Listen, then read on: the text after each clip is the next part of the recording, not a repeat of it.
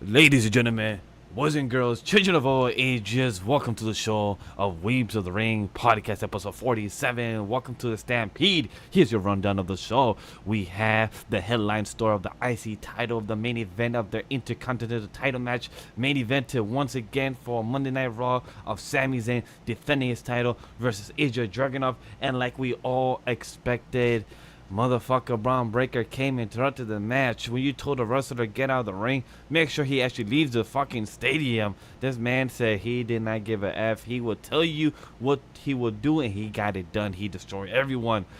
Because the Monday Judgment Day runs Monday Night Raw. We have Mommy's back with a segment of Rhea, Dom, and Liv. After that, our boy Dom defended his girl. Wait, is that his girl?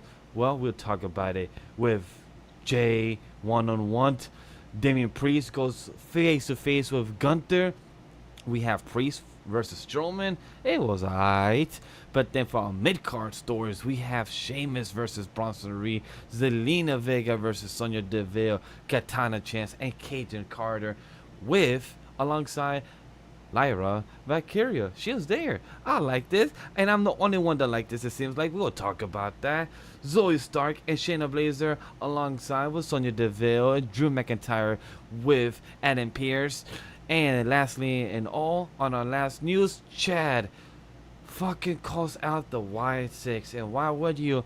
But it worked out for us because we finally got to see a storyline built up with the Y6 and the Creed brothers. So let's see where that falls out. But talking about falling out, let's get out the nonsense. Let's get straight to the show because it's a packed show, a pack of conversation of stuff to break down. So without further ado, let's get to it.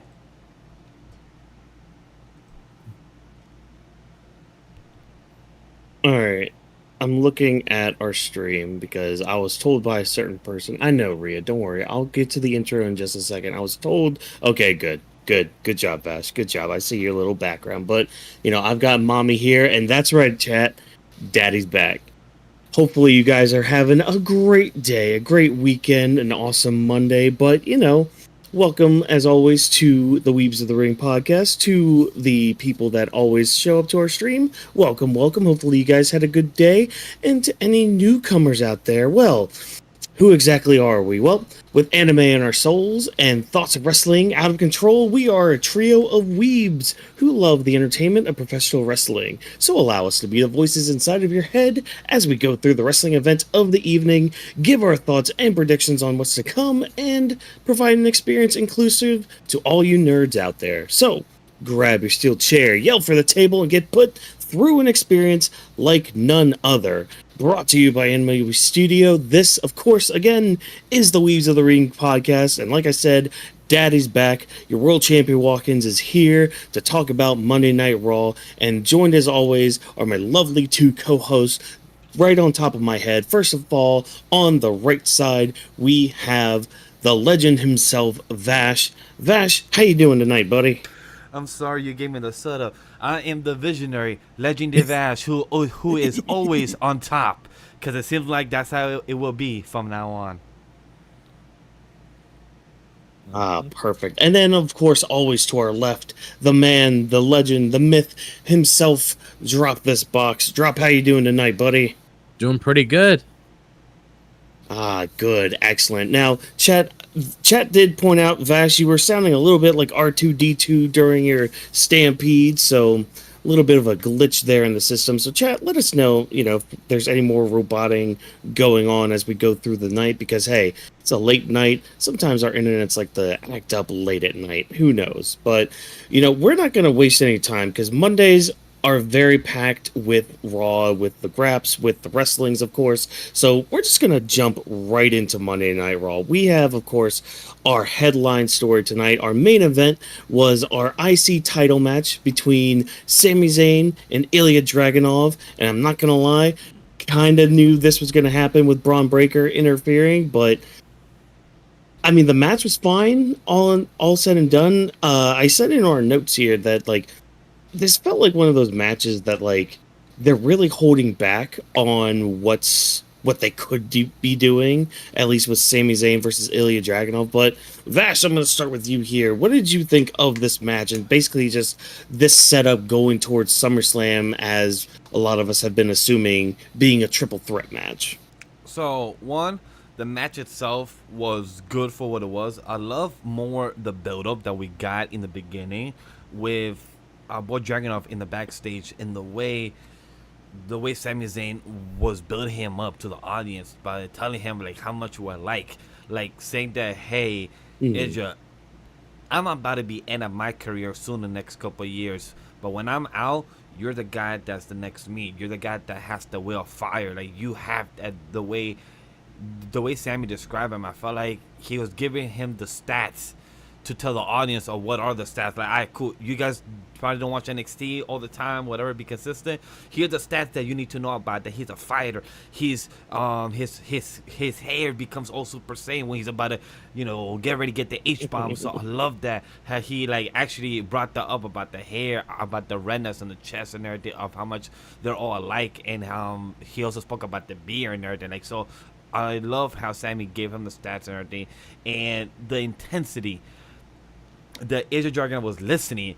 I just felt like he was just changing each expression, like after each compliment that he got by Sami, like, okay, yeah, boy, oh, yeah. So like, I just felt that he just kept getting intense with his expression, like he's just having that anger in his eyes, and it just felt the intensity. That was my favorite part. The fight was good, guys, but once the fight started to hit at 10:50, is when I knew the fight was gonna get only 8 to 6 minutes of screen time, which I was kind of disappointed in the aspect, because I thought the fight would have started by 10:40, but while we were still during the Chad and White 6 segment, I was like, okay, it's taking too long, so that must mean we're about to have a short fight. Braun Breaker is 100% won't be interrupting, and it did. And again, I'm not disappointed because it was obvious, but it was more like, don't make it too obvious when you're telling the guy to get out of the arena. I wish like the storytelling would be like more like pop twist, like, oh shit, it's just right there in your field, like, oh shit, Braun Breaker came out of nowhere. I rather would have liked that, like off screen, but like us catching him going down the ramp is kind of like, I guess we know you're coming. Oh shit, the high-end camera going around, that was amazing still to watch. Overall, I was hyped. It was just a bit obvious. I wish it could have been done better. Done better how? Like, just like where like mainly the match, or not the match. The match, I wish it could have been longer, but I wish the setup of Braun Breaker interfering wasn't too obvious. Where like, okay, you don't have to show us that he's here tonight. You can literally just, for us saying, Drew with CM Punk, we're guessing that CM Punk flew all the way to Scotland and wanted to fuck up, Drew McIntyre. That's us guessing, assuming that it's gonna happen. But us seeing Braun Breaker being there and it's too obvious, like, hey, oh yeah, get out of my arena. You telling security guards like, hey, make sure this man gets out of my arena. I'm like, how about if I, maybe have a camera actually watch him, so make it feel more believable that he actually gets out of the arena, and then him, actually leave in a car, where that would make it more believable. Okay, he left for the night. Right. And I think that's what they were maybe trying to get across, because like I feel you right there. Like, I think if we had seen him like getting into a car and leaving, yes, then like the surprise of him coming back probably would have hit a little bit more. But like, hit more. Yeah. And instead, we got just Pierce being like, security guys, make sure he gets out. It's just like, okay, like, we're led to believe that he left, but we kind of know, like, even if he left in the car, we still probably would have known, oh, he's just going to come back anyways. But, yeah, don't worry. I see your point. I see your vision right here. So, Drop, I'm going to move it over to you. How did you feel about, like, just, I guess, this match overall? Because, like, on paper, Ilja Dragunov versus Sami Zayn, that's like pay-per-view worthy, at least the quality wise. But like, how'd you feel about this match overall, and I guess like our setup towards this triple threat match? I personally didn't mind what they did tonight, because like I thought it was obvious the direction it was going. Like, even when I saw that match announced, I already knew in the back of my head what was going to happen towards the end of the night. because it's kind of obvious that they're setting up Ilja versus Sami versus Braun at SummerSlam. I mean, you obviously want to have the three of them in the card, so it makes sense to put out a match like that. And I'm pretty sure we'll get a match between Sami and Ilja one day that'll go on for a good amount of time. But they probably don't want to give away everything in that match. They probably want to save all the good stuff once the three of them are in the ring together. And that's something that I can really appreciate, because once all three of them are in the ring together, then that's when you start to create magic. I mean, if you look at what happened in NXT not that long ago, when you had that triple threat with Obafemi, Dijak, and I believe it was like Joe Coffey, you saw the three of them in that match together, and they just tore the roof off the place. And they know a match like that between the three of them would throw the roof off the place, so they probably want to save all those special spots for that match. So I understand why they did things the way they did tonight. And like the whole thing about Braun, I mean, it's probably something that I've grown accustomed to after watching WWE for all these years when it comes to angles like this. So I really wasn't affected by it when I saw him come out. Could they have done something completely different like you guys discussed? Sure. But it's just because I'm so used to how they structure things, and it's pretty much a stable in the company at this point. I'm not really surprised that he showed up in the middle of the match to pretty much cause that disqualification. So, I mean, honestly, all I'm just looking forward to is just seeing the match itself. So, however, whatever they want to do to throw in there to get to it, it's perfectly fine to me. We know it's going to be a great match at the end of the day, but they're just throwing all these different kinds of scenarios in here just to build up to the match, just to get people anticipated, just to get people hyped up once it officially comes out.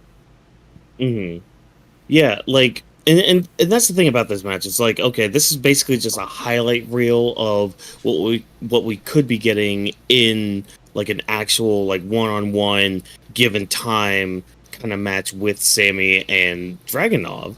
And I'm calling, like, I used to call it the overhead spear. I'm now dubbing it the Homelander spear, because that camera was apparently sponsored by the boys, and I just want to keep the memory of Homelander alive, especially for Braun Breaker. So the Homelander spear, like, I like how he hits Dragunov with it, which, in the technical means of the match, Dragunov won that match by disqualification. So now, like, on paper, Ilja Dragunov beat Sami Zayn. He beat the Intercontinental Champion. So, like, that gives him more reason to be in the triple threat.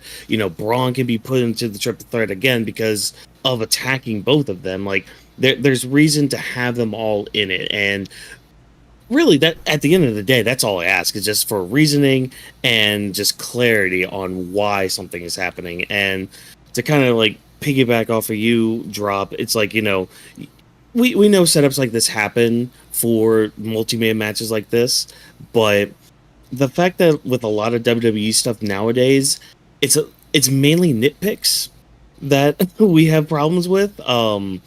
Sometimes there's a little bit more, but like the majority of the stuff is nitpicks. And the fact that it's only nitpicks now compared to like back in the day when there was like plenty to complain about, like, that Triple H is doing something right there, Oh man, but let me just check out the chat real quick. I'm actually doing a poll for the. Oh, you are. I'm actually doing a triple throw right now. Poll. Ooh. Well then, as Vash is going through that poll, I see we have 10 likes here, so that's good. Awesome. Keep the likes going, everybody. We love that. But I'm seeing some Brauns winning. Seeing some Sammys winning. I'm also seeing an Ilja winning. So it looks like before our poll goes out, looks like our audience is pretty split, which I kind of like that. Like, I like a match. Like I've said it before. Like, wrestling's at its best when it's unpredictable like this, because like anything can happen. To be voted, you guys have your options to choose for a Sami, Braun Breaker, or Ilja Dragunov. To choose if it happens down the line, who would you guys vote for? Yeah, I'll vote for on my phone.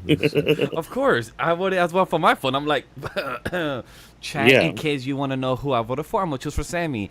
I know I see the options that Whawkins said. Breaker, we see Iija Dragunov being by Vash's fan. Good choices, great choices. But I feel like this is a story that could be pushed further a bit more in other PIE with these three. And again, this is a side comment. It doesn't need to be too long. Sucks that within all this mess with the IC title and with Braun and Ilja, our boy Ricochet has been lost in the dust. So it's just, Wow. I just remember him during the segment. I'm like, my boy, I miss him. But anyway, though. Should we change the Well, title of the video? What? To what? Rhea Ripley returns and SHREK debut. Oh, okay. Yeah, look, SHREK is on there because, hey, much like Rhea Ripley, SHREK is love, SHREK is life. So Yeah, they have something in common. And we do have a SHREK, and that's Dominick right now. He is technically messing up horribly, and he is the ugly duckling. Don't disrespect SHREK like that. Come on. Yeah. Like, Yeah, Shrek's untouchable. So. But just to wrap on my thoughts about this is, this was a great segment.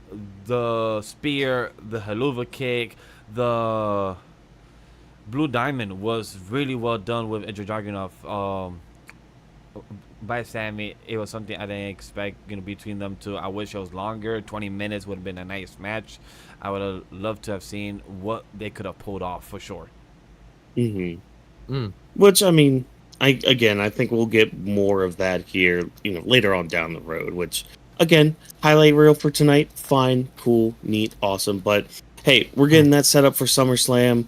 It's going to be great. It's going to be fantastic. But not much more to go off of with that until, I guess, next week when we get the fallout of all this. But, hey, that was our main event. This was it. Also, I want to point this out, too. Like, since Ilja Dragunov has moved up, officially moved up to the main roster since WrestleMania season? Yes. This is his third Raw main event. And his first. That's something. And his first title event as well. Yep. Yeah.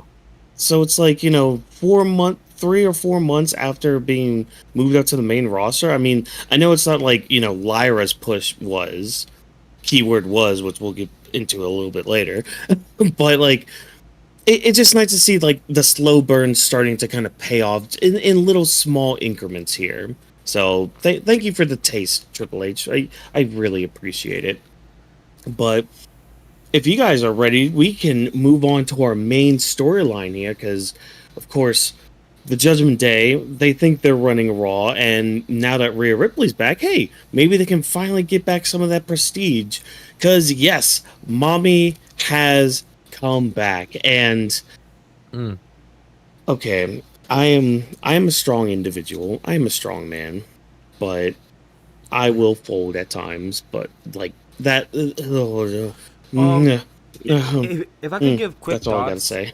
about That's all I gotta this say. whole Judgment Day ran Raw, I really love how it's been consistent. They haven't been feeling stale. They've been consistent with the storyline, has been recycling. Every piece have been important. Even Rhea asking about what's Carlitos here, what's going on, who's been loyal, what's been going on of the tag titles being won and being thankful because of Liv. Rhea saying that, hey, as long as we get the tag titles back where it belongs in the Judgment Day. I love how these lines are still meaning something that they've been establishing for the past year, where Judgment Day runs Monday Night Raw. I love how that's been consistent in their slogan and their motto as a group. I'm not gonna call them Clubhouse. It just doesn't feel menacing when you call it a Clubhouse. It just don't feel that. No. Oh, the Judgment Day. We're a gothic darkness group. But why the fuck you call it a Clubhouse treehouse? You don't want to. You don't want to hang out in the Clubhouse. No. I never actually understood that. I feel like when I hear Clubhouse treehouse, I feel like it's my friend Drop telling me to go to his crib and we just play some video games. We watch some anime and we just play some Nintendo. Hey, bro, let's come to my Clubhouse. Alright, cool, let's hang out. Or when I think of a club, I'm gonna think about pop, champagne, whiskey, and everything. But I don't know if I'd ever say if I hung out with you to come to my clubhouse. That's just not the kind of terminology I'd use. Exactly, but Look. give an example that it doesn't have the same ring to it when it says from the Judgment Day, let's go to Clubhouse, guys. And plus this time their door and everything wasn't even painted. It was just a whole room raised separately for real. It was pretty interesting. But overall, the segment of the Judgment Day running Raw was very well consistent. I was very happy, impressed. Everything did not feel stale. Everyone had a important line. Even Carlito saying it was not cool.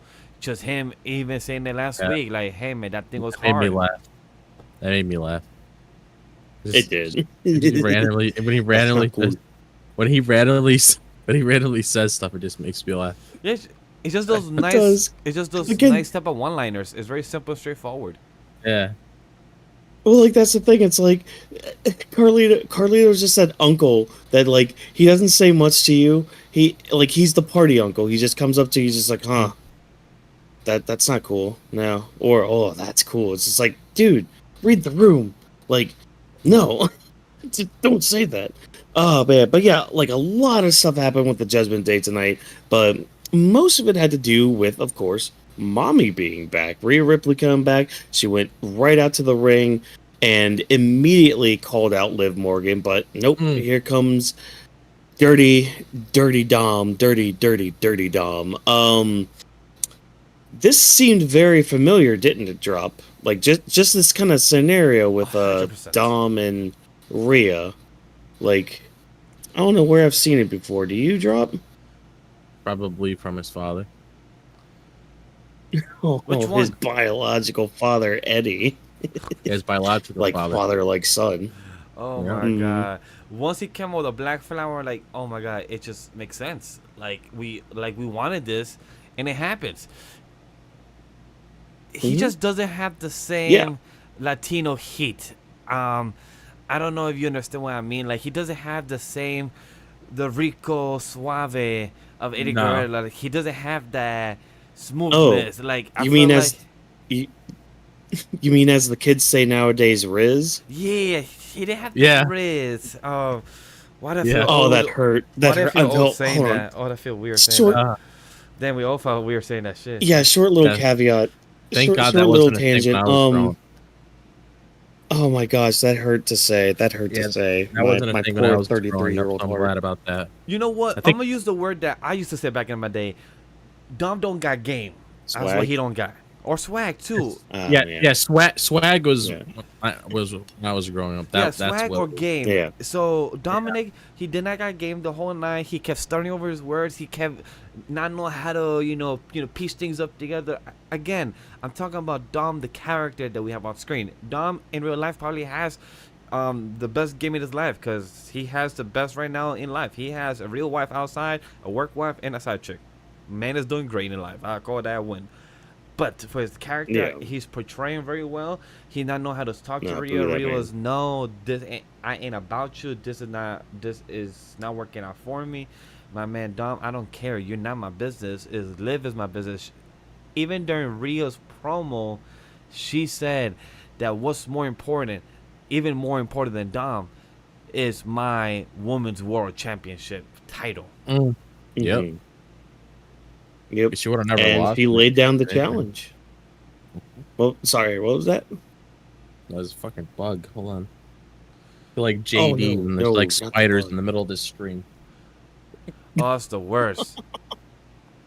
Oh man, I hate that. But yeah, I mean, Rhea lays down the challenge to Liv. Hey, I want my title back at SummerSlam, and I mean, Liv does accept it, and I like too how like Liv's on the Titantron for this part. It's just like, okay, she can't really talk too much because of live shows in Mexico this past weekend that she was part of, and apparently she lost her voice a little bit. But we can't bring up something later. They did highlights of that. We can bring that up later. They did do a little bit of highlights. Yeah. Oh yes, another certain individual. But yeah, and I like too how she's still antagonizing everything, saying that I was confused at first what you saw in Dom. Like, again, no Riz. Why? But I after some time and a little Stockholm syndrome and kissing him and staring into his eyes, oh, it became real. Just like digging more into that, and like the whole evening, you're led to believe that okay, Rhea wants nothing to do with Dom because he's trying his damnedest to like win her back over with like roses and saying the wrong things, like oh, mommy's mine and all that. It's just like okay, Dom, put the shovel down.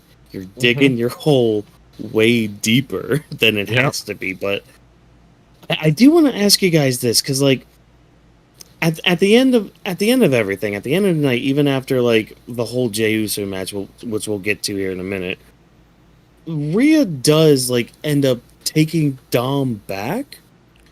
Yeah. Well, what do you guys feel about this little part of it? Because I I thought don't we know. would at least like So- spend another week with this. I don't know. Oh, I know what it is. I don't know if it's really Mhm. Rhea taking Dom's back, but it's more like she was more saying like I was never yours to begin with. It's like you were mine. I was never yours. Like it felt like she was saying like rephrasing like this is a one-sided relationship. I'm the one that runs this relationship and you're mine. I'm not yours, because she even felt offended when Dom said that when Dom was trying to fight for her dignity for saying that hey, Jey Uso trying to come here for you, I'm trying to fight for you because you belong to me. Rhea was even annoyed and hurt about that, like nah, I don't fuck with this. So I feel like Rhea was like nah, I don't like what you said. It's reverse. You belong to me, and gave the flower back to him as a gift. Mm-hmm. Yeah. Yeah. I'm honest- So I'm honestly- drop you were about Go ahead. I'm thinking she might be playing him too. Because it's like if you think about it like this, I mean, to me, she seems like she's ready to be by herself for a while now, because I feel like she's able to walk on her own 2 feet without Judgment Day. Because if you look at everything that's currently going on with Judgment Day, when it comes to all the different kinds of stories going on, Damian and Rhea seem like they're going to be breaking off very soon. So I wouldn't be surprised if this is Rhea's way of getting back at all the people that did her wrong when she was gone, because she had no problems with Priest when she saw him. Like, they were getting along perfectly fine in the back. There was no issues there. That's why Priest wasn't really surprised with everything that was going on. So if you look at what Dom was doing behind the scenes when she was gone, like, I feel like it only makes sense if she plays the game as well, so he knows how she feels in the long run, because I don't really see Dom sticking around much longer at Liv. Like, I don't think Dom and Riv are going to be a thing much longer, because I feel like they definitely have bigger plans for Rhea in the future, because Rhea at this very moment is their face of the women's division. Like, that's the top player in the game right now when it comes to a lot of the women that you have all your eyes set on. So that's personally like my take on it. Like what Vash said, that could be what it is, but at the same time, knowing how Rhea is as a person, she doesn't just let things slide just like that. She's never been like that, where she's like, oh, you're just mine and it's over and done with. Like, no, there's always more stories to be told, and obviously what we've seen from Triple H so far with the little segments in the back, like we saw being played out later tonight that we'll discuss, there's always things put in there for a reason. So I don't see it being one of those things where it's like they made up and then everything's fine now. Like, obviously with what's currently going on between her and Liv right now, obviously there's going to be more things on top of that, because I don't think it's going to be done at SummerSlam either. This feud's going to go on a little bit longer past SummerSlam. So with that being said, because I'm glad you said that too, Drop, because I'm in the same mindset. Like, I think this has enough leg room to like go past SummerSlam. Yeah. Do you think Dom actually costs Rhea at SummerSlam? Yes. Yes. I think that's what's going to happen, because if this was like the old administration, she probably would get the title back at SummerSlam. But I feel like they want to tell a bigger story with this, because one of the things people wanted, and I love Liv, I think this is probably the best she's done in her career when it comes to character work. And a lot of these people wanted a big storyline between Liv and Rhea, because there's a story there between both of these characters. So obviously they're not going to just end everything at SummerSlam, and a way to build past that would be Dom accidentally costing Rhea the title at SummerSlam, which then starts brewing more tension between the both of them, which adds on what I said earlier about what Rhea's true intentions are with Dom. And then once you see past SummerSlam, you'll definitely know what she's thinking. You'll definitely know where Dom is beyond that point. Because I can personally see this feud lasting all the way up until Blad Bud. Like, if I had to name like another feud that would probably last there, would be Drew and Punk. So Drew and Punk and Liv and Rhea are the two feuds I can see lasting there, because there's just really big stories, and I just don't see it being done like that, because it doesn't make sense. Like, does SummerSlam feel like an end game? Sure, but it just feels like it could go beyond that, and Dom's going to be the main reason why it goes beyond that, because he's going to cost her the title. I'm pretty confident in that. If I may add a caveat to that, when people understand, a PoE, each time it happens, is it close to a chapter. It's not close to a book. So for Liv and Rhea, we close chapter 1. Whoever won, boom, next one. Round 2, chapter 2 to build up to the next story and build up more, adding more layers to how they used to be a team back then. You can add more layers to that. So all those things could be on top of it. Exactly, yeah. Because then they're going to start pulling things from their past beyond that. And I mean, this is something that we've been wanting for a while when it comes to the women. We actually want a legit storyline to follow through with, because sometimes we just get those one-offs and then that's it. But we actually have a legit story when it comes to the girls that's definitely needed, because the men get it all the time. So the girls have a right to have an engaging story themselves as well. If I may add as well, with Whawkins brought up earlier that even Damian brought it up to Dom. Yeah. He said, you lied to me. You said that you've been speaking to Rhea, but you haven't spoken to her months. Wait, you try to talk to her last week? What happened to the past 2 months?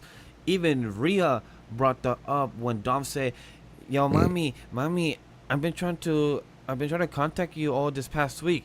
She used to literally respond, my dude, last week I've been gone for 3 months. Where were the past 3 months of you contacting me? And I'm like, Dom, you don't got the right words to say. Like, you just keep digging yourself a bigger hole. And like, he just keeps going deeper and deeper. Like, man, say that, hey, mommy, I've been trying to contact you for the past 3 months, but this past week you've been ignoring me more than ever. At least try to lie. At least try to make it smooth. But you just keep making yourself look like a fool. Yeah. That's why I said before when we talked about Dom, he's just setting himself up, like, just like Solo when it comes to Roman. They're just setting both of themselves up for like a rude awakening in the future. Yeah, and like the setup didn't stop there at all, because I mean, I like how like a lot of times tonight, Damian and Dom ended up backstage together, and Damian's just like giving him the shoulder, like, buddy, you messed up, dude.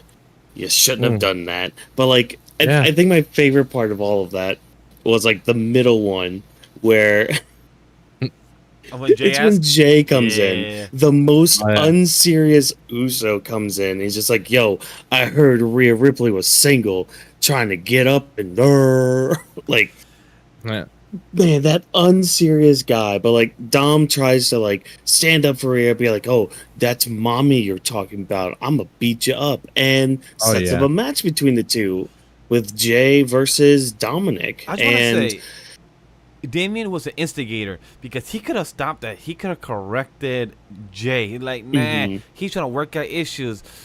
Literally, Damian just saw an opportunity. He's like, yo, Dom, are you gonna let him talk about that, about your mommy? Like, you gotta teach him a lesson. I'm like, no, he don't. Even mommy try to stop him, like, Dominic, what you doing? You don't gotta do this.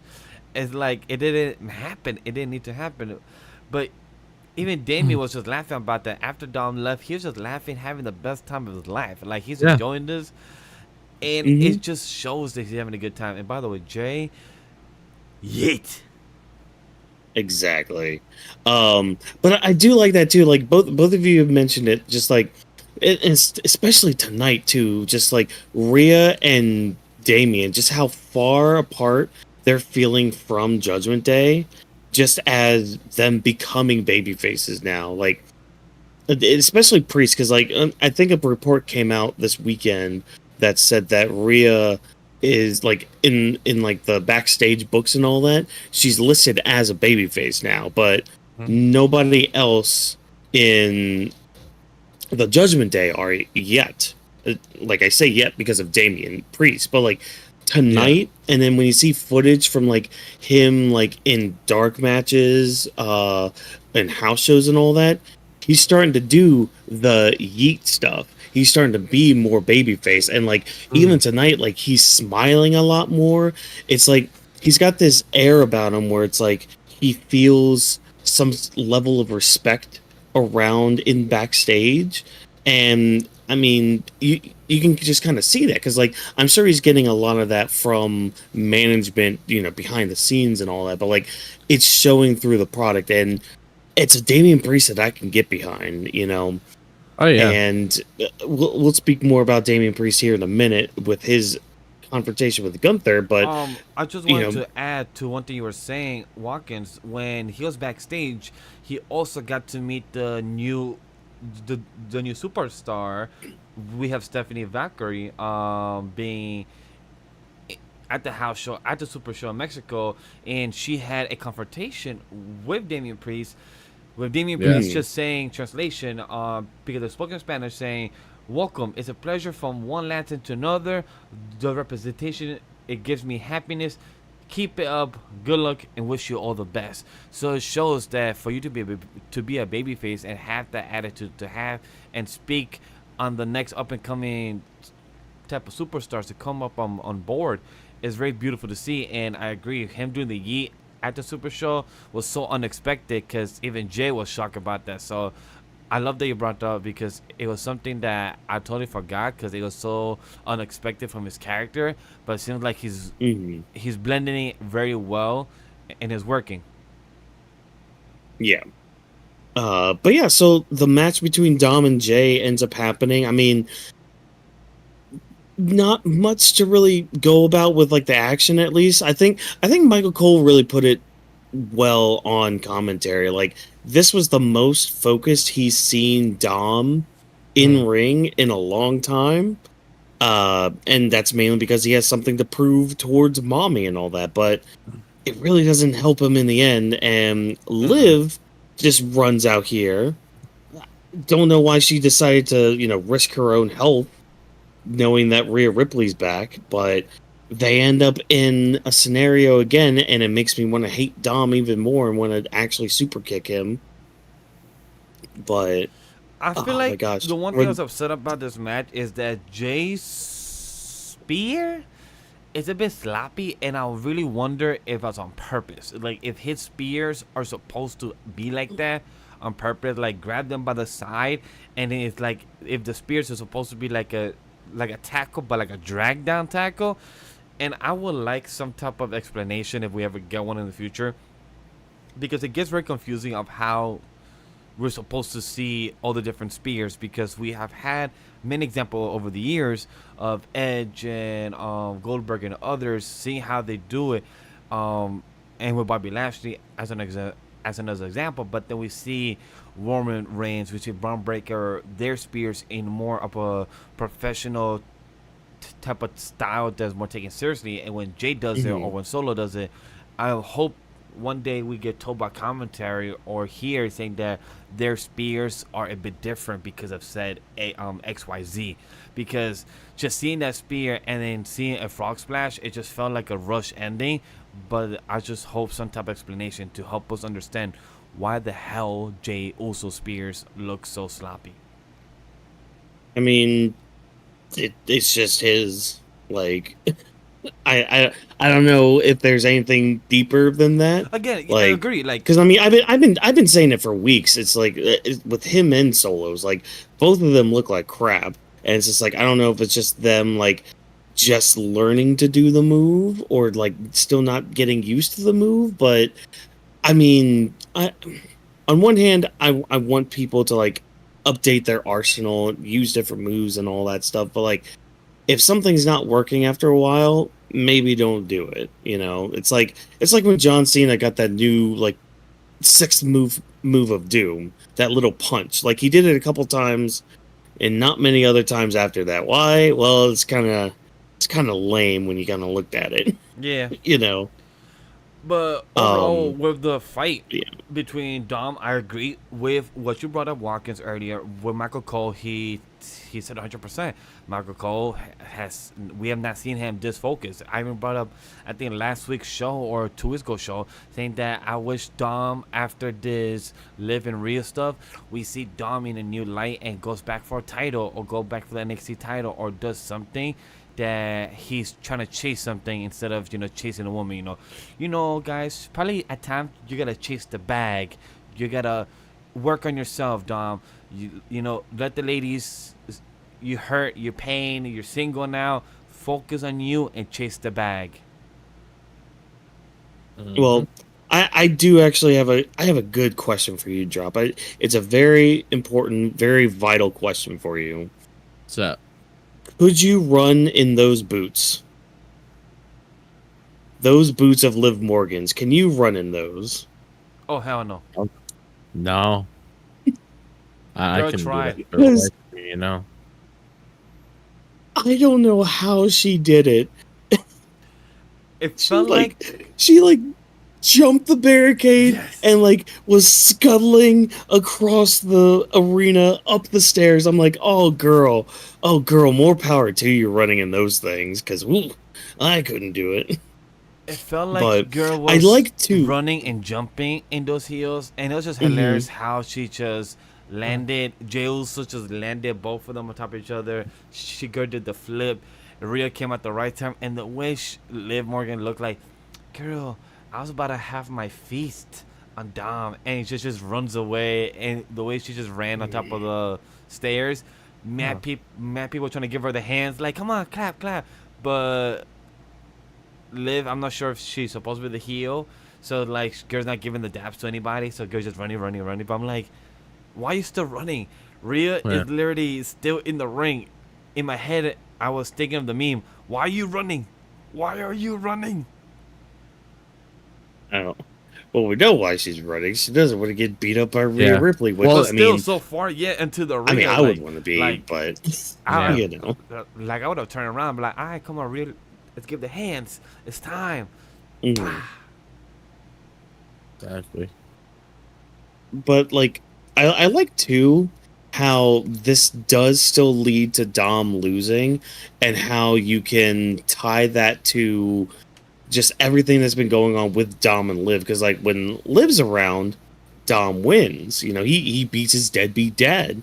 But when Rhea's around and she makes Dom do something, oh, you're losing to Jey Uso. And that's nothing against Jey Uso, because Jey Uso's Jey Uso. You're right. But it's just the fact that, whenever's Rhea around, Dom loses.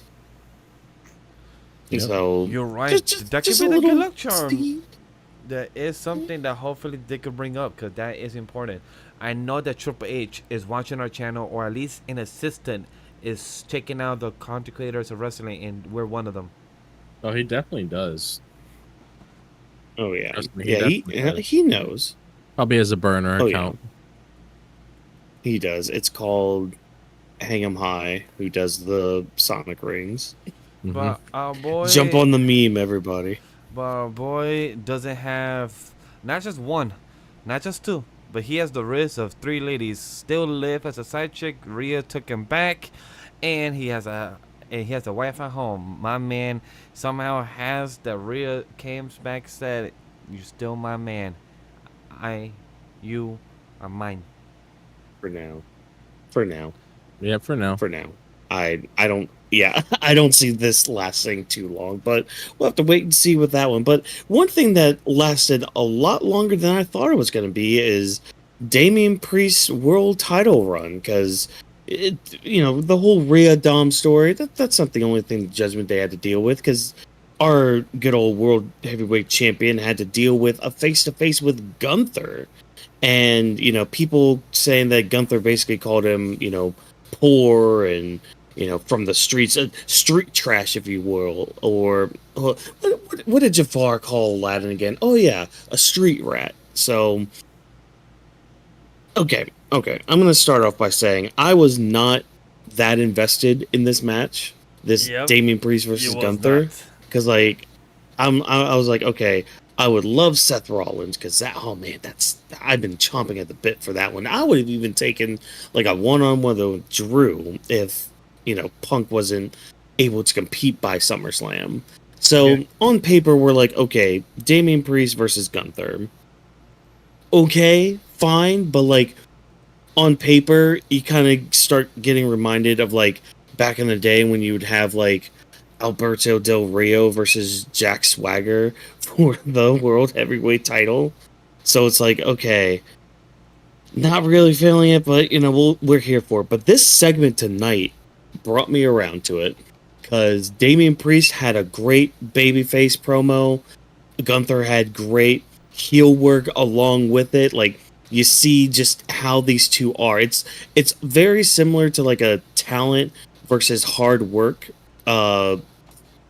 matchup here, where Gunther's playing the role of the talented one, the one that didn't have to do too much but was able to still like succeed in his life, whereas Damian Priest having to climb from the bottom all the way to the top. But like, what'd you feel about this segment? Like, how did this change your investment of this match at all, or are you still at like the same level of investment that you were before all this?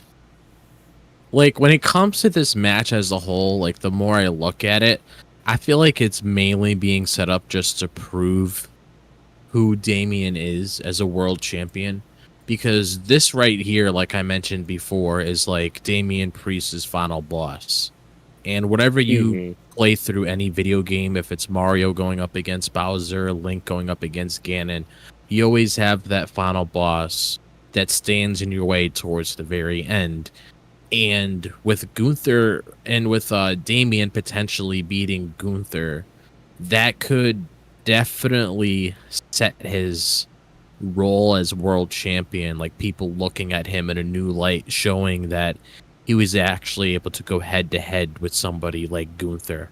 So that's how I personally view this match, is because they want to have Priest get more credibility as champion. I mean, he's done great, don't get me wrong, but I feel like this is just their way of showing us, like, okay, he's going up against one of our top guys right now that's like the future of our company.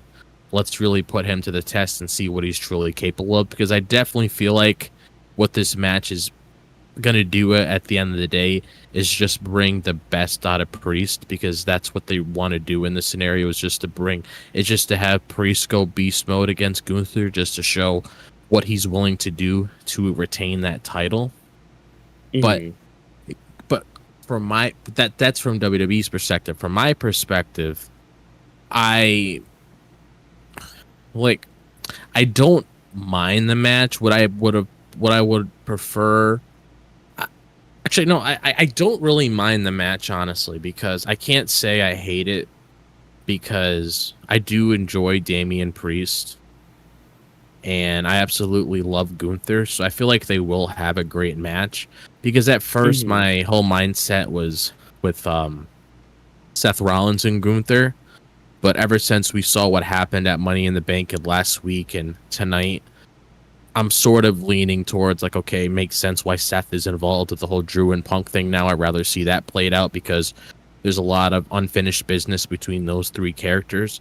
So it doesn't really make sense to really throw Seth in there with Gunther just to drop the title, because if that were the case, that would be the only reason why he would be in that match. But I don't personally mind it. I mean, one of the things I am looking forward to, obviously, at the end of this, is seeing Gunther as world champion. But I did really like the promo work between the both of them, because when you add stuff that's personal within feuds itself, it makes it more interesting. So when you had Priest giving us insight on how he grew up and everything like that, and then Gunther pretty much just shits all over it. It just makes the feud more entertaining, just based on that overall. And I love when things feel real when I'm watching wrestling. Like, I love when a feud feels real, where it's actually personal shit going on between both of these characters. Obviously, we know it's just a part of the story, but as the viewer, if you're just looking at that as a story being told, like if it was in a movie, it just makes it really interesting because you want to see what's going to be happening next to progress the story even further. And I just love how, like, whenever Gunther responds to somebody, it's always in like that, like, he tries to go about it in like, oh, I'm trying to give you a compliment, but also like demean you in the same way. So it's like, okay, you know, I've been. He mentioned how like he took some time off. He was kind of assessing everything, kind of like studying priest and all that. And it's like, what I saw is like, you're not living up to your childhood dream. Your reign is nothing. So just hand me the title, and we'll save you the embarrassment of getting your ass handed to you by me. You know, like, I always love how Gunther just kind of turns that, like, he always twists like some sort of backhanded compliment towards somebody, and just like, I'm better than you, so just give me what I want. But just like the one line that really got me is just like this line that Gunther says of being on the street is a choice. I was like, oh, nah, dude. Nah, you did not just say that. Like, and Vash, it looks like you have something to say about that comment. Like, go ahead, tell us what you feel about that comment. So I will say this first, my overall thoughts about this segment, and also chat. Yeah, I think Gunther's gonna win. I see the poll. I'm a bit sad that you guys are voting against Damian. Understandable reason. But this segment between the confrontation of face-to-face with Gunther was phenomenal. Better than expected. I agree with Whawkins. I was still invested before this, but now I'm more invested in what they're building up. They're building up between... If anybody has been in the anime manga community, there's been always a meme going around of characters versus characters called hard work versus talent. Who is it that gets, you know, power from birth and everything, and who actually works for it, trains every day, like Zoro, Vegeta, like who's the ones that always put the hard work in hours, but then the characters that are just lucky. I really love this well balance between Gunther showing that he was privileged, he had the right parents, he had the right heritage, he had the right background, all these things going on for him, and he even telling him and the audience saying that WWE was calling for me to sign a contract and bring this prestige sports entertainment back into the rightful place. Like, he keeps speaking about how he's the one that has to take this role, this job, and become the person that he's meant to be. And I love how with Damian it's reversed. It's like, yo, I worked my hard ass to become here. I'm the champion because I put the blood, work, and effort, blood, work, and sweat, everything I've done and worked for the past 20 years. I've lived for my life. I fought for my life. I fought for survival.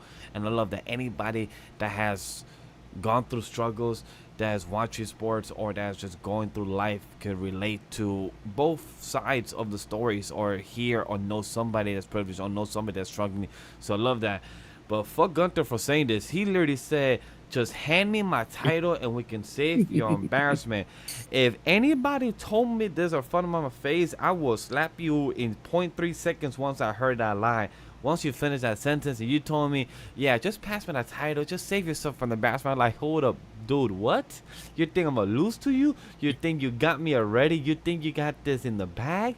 Say what? Boom, slap in the face and started. So I just love that. It, like, just knowing that Gunther, he has no filter. He will get you under your skin and he will tell you how he sees it. For him to be telling fucking Damian, say like, yo, I've been assessing throughout the past couple of weeks since I've been gone, and you don't live up to the hype, my guy. You kind of slacking. You're not doing a great job. I'm like, you son of a bitch. Damn, Gunther, you truly just have no filter. You would kick somebody down the more and just bitches say things in a hurtful way, and I know some people like Gunther, so it's like knowing Gunther, hearing him like you a bitch, but I get where you're coming from though. Your promo works. Yeah. Yeah, and like, yeah, that's the thing. The promo worked. Oh, it worked really well because yeah, it angered Priest and all that, and got at least me to get behind Damian Priest more as like a baby face and the champion that he's trying to be and all that. And it's great, it's good, but another SOB had to come on out. That's right. Braun Strowman just comes out of nowhere. I'm like, huh, why is Braun Strowman out here? And then I was like, wait, I remember hearing that we were getting Priest versus Braun Strowman, so you talk about a test for Damian Priest in Braun Strowman. Hold up. We had a match now set up. I love how he started his promo. He said, "Hey guys, I know I have a match for Braun Strowman, but you guys came for this, and this what was advertised." I'm like, are you playing fourth wall, talking about the business to the audience of what was advertised? Like, is this playing a fourth wall break type of Deadpool shit? It was funny. It was out of pocket, but I just want to add that little quick comment on that, because that was something that I didn't expect from Damian to really break fourth wall, because it was very unexpected. Yeah. Oh yeah. I mean, top wrestlers like to, you know, kind of mention things like that, or like do the dreaded, oh, he turned heel, turned face, like while they're in a promo, which I'm glad they don't shoot from that particular barrel too much. But yeah, so like again, we get Damian Priest versus Braun Strowman. There's been a Braun Strowman problem with the Judgment Day, and now it's up to Priest to deal with it, and he dealt with it. Good. Okay. Yeah, good that we're moving on from Braun Strowman, but I'm not gonna lie, like, just knowing the history with Braun Strowman, just knowing like the mass of a man that is, this match, like, at least Damian Priest winning how he did, it was kind of odd. I don't know why I felt odd with it. I guess because like I've seen Braun like survive getting put into a dumpster truck, and then the dumpster truck like closing its lid on him, and that like him surviving that, like being crushed basically, to him like, oh, I have a knee injury, and then one south of heaven and you're done. Bro, I don't know, like, I'm gonna tell you. drop, am I crazy for that, or No. Nah. okay, like, because Braun Strowman, again, he is one big, as our lovely Pat McAfee likes to say, he is one big son of a bitch. And it's like, Oh, Pat. you got taken down with one finisher. The one thing I don't get, Braun Strowman just fell down. I don't remember him hitting his knee. Like, sure, he probably fell over, hit his knee on the barricade, but when he landed, he took a couple seconds to show his knee pain, so it felt like it came out of nowhere. It just felt like he just had to play the script, like his knee got hurt in this, you know, part of the spot, so it came out of nowhere. But I'm happy, you know, Damian Priest won. He took care of business, like he told Rhea that he'll get it done, and he got the business done as he said that would be. So I love it that he's speaking up by his actions, and it's coming to fruition that, hey, he's a champion, he did what he did. But I honestly like what happened more afterwards, because like there's nothing about Braun Strowman, guys. Understand, from me, not saying I don't like Braun Strowman, I don't care for him, that's nothing at all. It's just that he feels that he was shoehorned in this rivalry with the Judgment Day, and it felt like it was out of nowhere. And when Braun Strowman could do a lot more as a competitor, when he was even tag team with Ricochet, or when he was going one-on-one with Roman Reigns. So it's good that he has a chance to go one-on-one with, you know, with a champion, but it's because he has to clear up business, because they had a business with the Judgment Day. It's like, I guess. I wish it was more organically, where Braun Strowman will come up to a champion and be like, hey, I would like a title against that. I believe I could go one-on-one against you. It would feel more organic. But right now, hopefully, they could run it back in the future, and it could come out more smoothly. And I agree with Whawkins. One South of Heaven, even though it actually worked, because I did not believe the South of Heaven would actually, you know, actually happen, but it did. Yeah, and it's just like, I don't know. Like again, I just think back to all the other times where like Strowman, like okay, here's something to put in perspective too. Brock Lesnar had to do multiple F5s to beat Braun Strowman.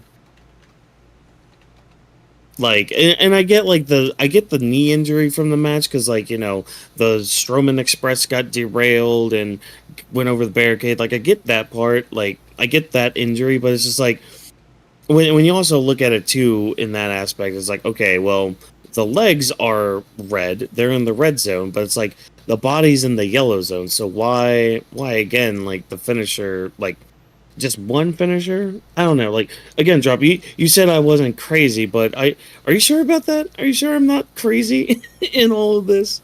Like, I'm personally just glad it's over because I've been that too.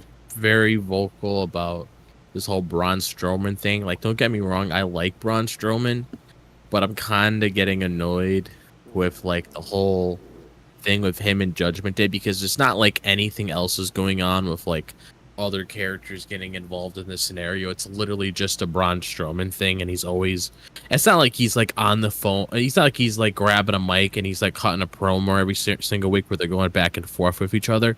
He's legit just chasing them. That legit is all that's happening every single week.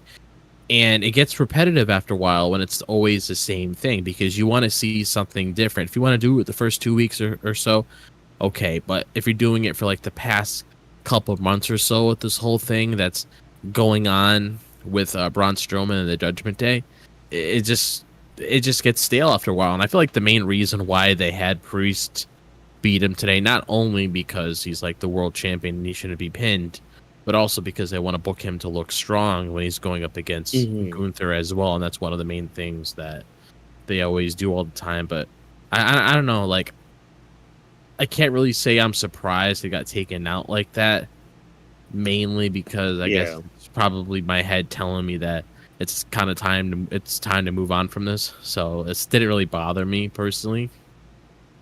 Yep. I did like though how it's like, Damian Priest is finally acting like the leader, or like I guess in the Judgment Day's sense, the final boss for them. Because it's like, okay, if they couldn't take care of Strowman, let the World Heavyweight Champion, who's the leader, I guess now, take care of it and end it all and all that. Exactly. But like Vash was alluding to, something happened at the end of the match where Gunther came back out and they kind of started having a little fight, and Gunther was put in his place a little bit. So, question: was anybody I was shocked that he actually came back out for the hands? Kind of, but I don't know. Like, I guess it might be because I haven't seen Gunther in a while, so like I kind of lost touch of like what he's all about, I guess, for a bit. But like, I figured like he would have just come out for a stare down since he was coming back out, but didn't really think we'd get physical until like maybe next week. But I mean, I'm not really mad at it, to be honest. Oh, this is something I enjoy. Like I literally, like Chad supposedly saying that I am, very supportive of Damian. Like, hey, two people here is going for Gunther. I believe Damian's gonna win. I would like him to win. That is my choice. I'm a fan of him. Not saying that I don't like Gunther, but I would like to see the reign of Damian be a bit longer and see where it could lead up to, and we'll see what other type of matches he could get better with. Again, like Seth Rollins said, that if he leaves the Judgment Day, he could have his own run and things could improve. So anything could fall out with. But with Damian, I like that he's become his own leader, but also he's becoming more aggressive as a champion. When even with Gunther coming out, I thought it was gonna be a stare down, but Damian wanted the hands. Like, come on, let's go. Like, he even took off his tank top and everything. Like, yo, let's go, come through. They went slap for slap. He took him down with a clothesline. It was something I didn't expect. And Gunther's the one that actually walk away. So that was something I didn't expect. I thought it was supposed to be like a one-on-one stare down, or two of them just be, like from the corner side of the ring. But actually Gunther took the L in this one, so that was something I didn't expect. Yeah. And I think with me, the only thing that the one thing that mainly holds me back from being like, oh yeah, Damian Priest is definitely gonna win, is where would Gunther go without that world title? Because like he doesn't really have anything else going on right now. Nope. And it's like with Damian Priest, like you can throw in the whole like Finn Balor, like the whole Judgment Day split thing, because like kind of like what we got earlier tonight, how I mentioned with like how Dom seems to always lose when Rhea's around, but you know when Liv's around, he beats his deadbeat dad. What if we get like an inverse of that, where it's like, okay, we actually don't get any interference here, and Damian Priest actually, you know, loses, and like that in turn kind of had a Rhea influence with it, where like she made the boys stay in the back more. But it's like, okay, I mean, you could probably be like, okay, well then Damian and Rhea would split up too. It's just like, well, I mean, they could still relatively be close, but it's like the other members are thriving more because they're more aligned with Liv rather than the other two with Rhea and Dom, or excuse me, Rhea and Damian Priest. But I don't know, just something I wanted to throw out there with you guys real quick. Like, what do you guys think of that like little wrinkle that we could get? I guess I'll start with you really quick, Drop. What do you think of that little wrinkle? No, I completely agree with you because I remember bringing that up as well, where at least Damian has a set path. If he loses that title, at least he has an ongoing storyline that he could jump right back into after losing that title. Could he get another title shot at like Bash or Berlin for like a rematch? Sure, because you always have a rematch clause whenever you lose a title anyway. But like beyond that, he still has an ongoing storyline.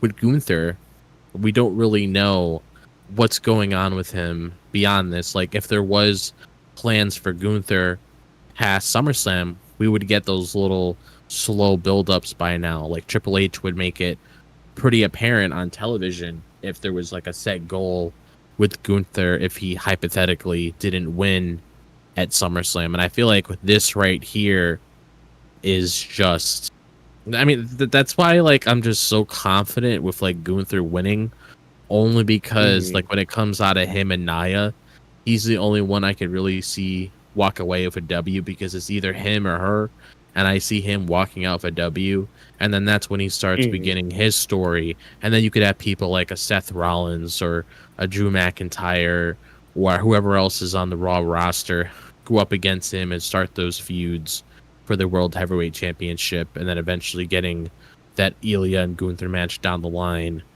But it's like he doesn't really have like anything going for him after this. So I don't know, that's just my personal take. Yeah. What about you, Vash?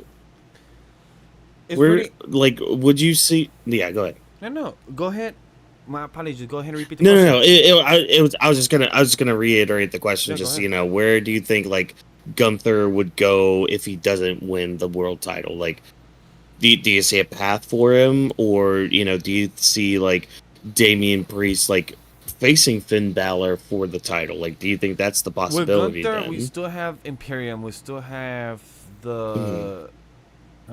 We still have Imperium to be the division that they are, because even with Gunther coming out tonight, it said in the lower third, Gunther in the bottom representing Imperium. So is he gonna lose face, or is he gonna lose some type of TV time? No, he's a big draw. He's still big attention when it comes to main eventing quality. So do I believe that if he loses next one for SummerSlam, will he still be a main title picture? Could be, because he could still go ask for a main clause. And also, I will love this because Damian Priest said it himself that when he wins, Gunther has to fight like he starts from scratch. He has to start from the bottom and now ask for a match once more, and he has to climb to the top again. So that's a big reason why I want Damian to win, because I want to see a version of Gunther that he has to now fight back to the top to get for the world type of title picture without going to a skip of the line because of King of the Ring.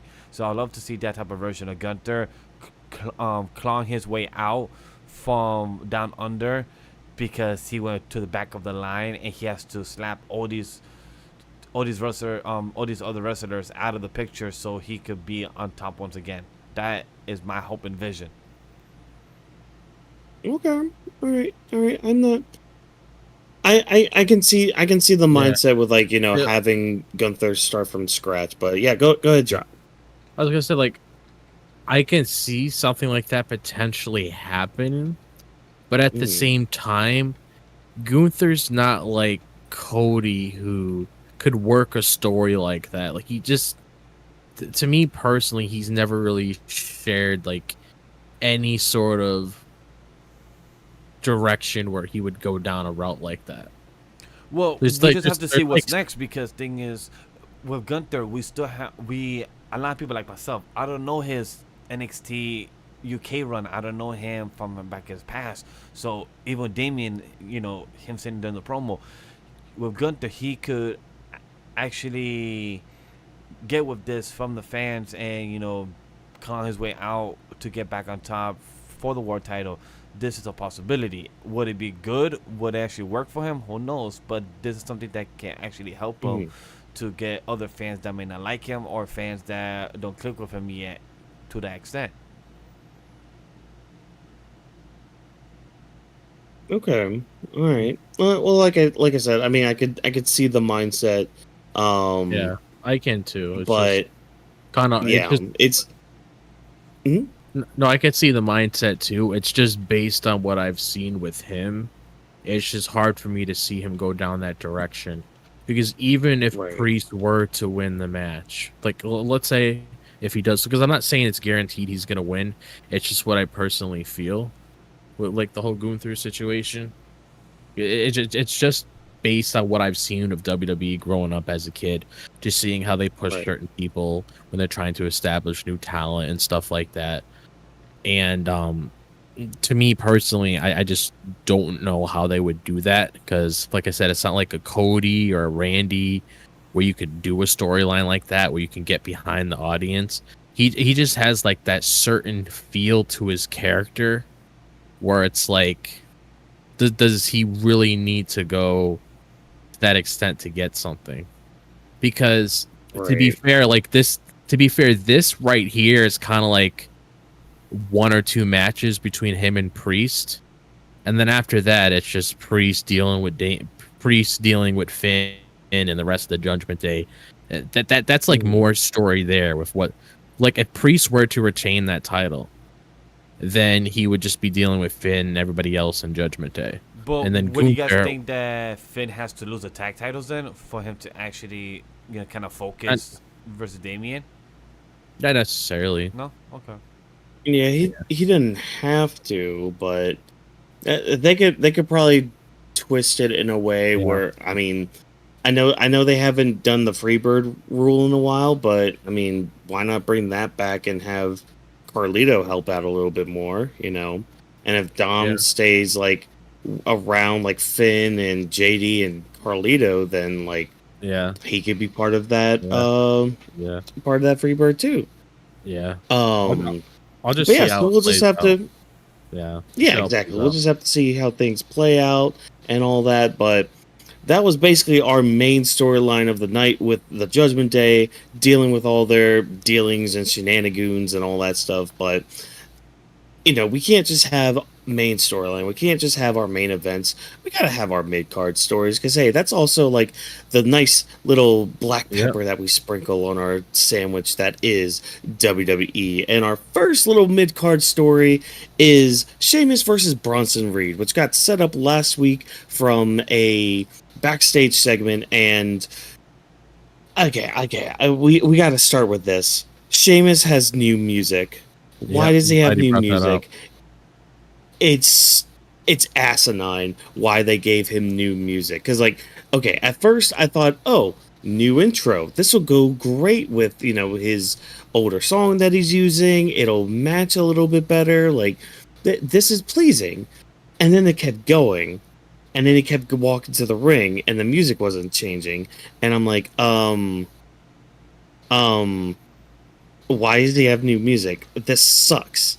It blows. Why? I'm gonna just keep it Why? simple. This music was ass. I did not care for it. It was on point that Pat McAfee was on cue this time. Even Michael Cole said, like, "Yo, you're actually getting right on cue with saying, it's fight night." So I love that for Michael Cole. It's always is enjoyable to hear Pat McAfee.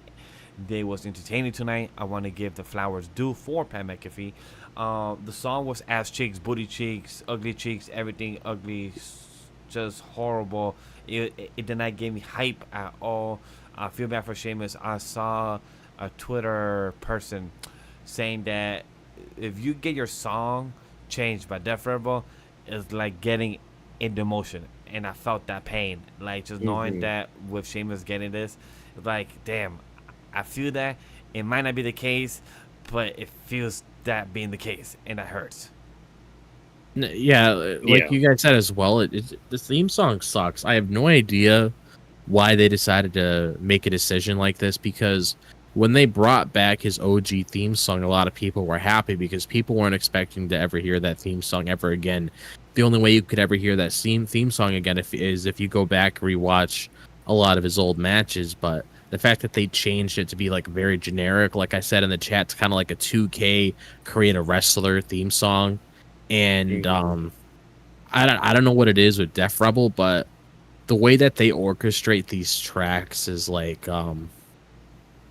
it's just very weird, depending on like where the character's from. If you get where the wrestler's from, if you get what I mean by that. Oh yeah, where it's like, we know where this certain character's from, we're gonna put this kind of music. It's like, wait, a Japanese person? We know what to do here. It's just like, no, Def Rebel, no, don't. Everything was running smoothly. I don't understand why they had to change it. It makes no sense. Yeah. I wonder, honestly, I hope we hear some type of answer in the future of why they do all these horrible type of choices when it comes to music choices, because I wonder if it's some type of contract or something about licensing or them having to pay the money. And if they do have to pay, you have fucking buckloads of money, WWE, so why not pay for it? So that's one question. Two, if it's contract and licensing, then can you try to figure it out? Because if Def Rebel's going to make all this money, can they at least do a good job where fans can actually be happy about it? Because if you have 3 fans, critics, right here talking about it and saying it's ass cheeks, and you have chats, you have Twitter saying that it's ugly and sounds horrible, it means you're not doing a good job with the music and soundtrack. You're failing miserably. And they obviously see the credit. Oh, I was just gonna say like it's. No, you can Look go. at us go. Oh, sorry. No, I was just gonna say like it, and it's not like it's just a small percentage of people online saying this. It's just about everybody saying this. Like, and you would think it would get to like it's gotten to the point where it's just a meme now. Where it's just like, oh, here's all rise, and then generic rock music. It's like, come on, like have something to sink our teeth into with like an entrance. Like, look at Cody's entrance, for example. Like, I know that's like maybe a drastic comparison, but like huge difference. You could, but it's like you know who that is coming out. Yeah, you know who that is coming out. You can get hyped with it. It like even back in the day, like. You knew who John Cena was because of the music.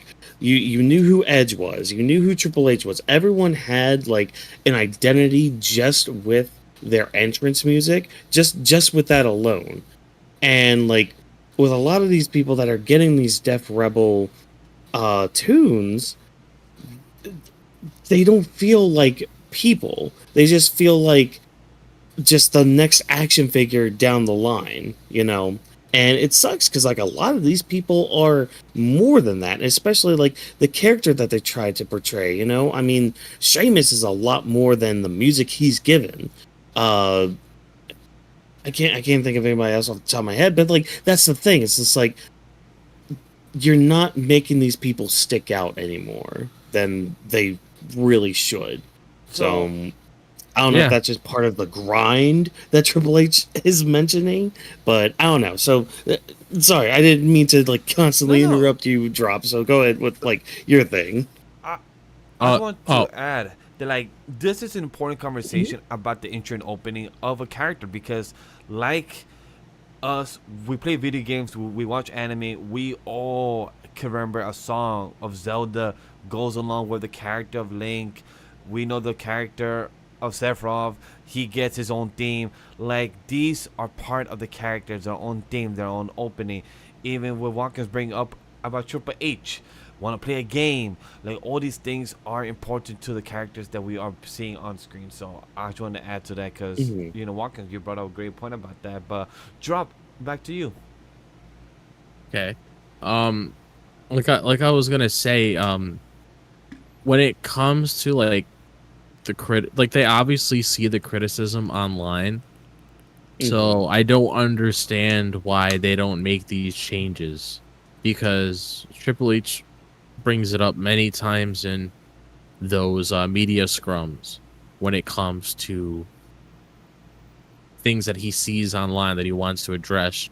Literally every single person, like I could refresh Twitter right now and see all the posts, and I remember a lot of people having the exact same mindset when they heard that song with Sheamus. A lot of them hated it. So it's like, why are you why are you trying to fix something that's not broken? Like, why are you messing around with somebody's theme song that doesn't need to be changed? That's what I don't understand. Yeah. Because it's like all these different kinds of wrestlers have theme songs that people know who they are. Like every time I think about this, it always reminds me of Seth Rollins when he was at the Royal Rumble this year, where people were recording videos of him watching the Royal Rumble go down, when him and Roman Reigns are watching, like, okay, who's our number one contender going to be, depending on who they choose. And Seth Rollins looked so confused because he didn't really know who was coming out because of the theme song. So it's like, Oh yeah. why are you having like all these random theme songs that don't make any sense just being thrown in there just because of it? Like, I feel like they should definitely get like actual musicians to help out with these songs, because when it comes to theme songs, like Vash says, that really captures a character so you recognize who they are.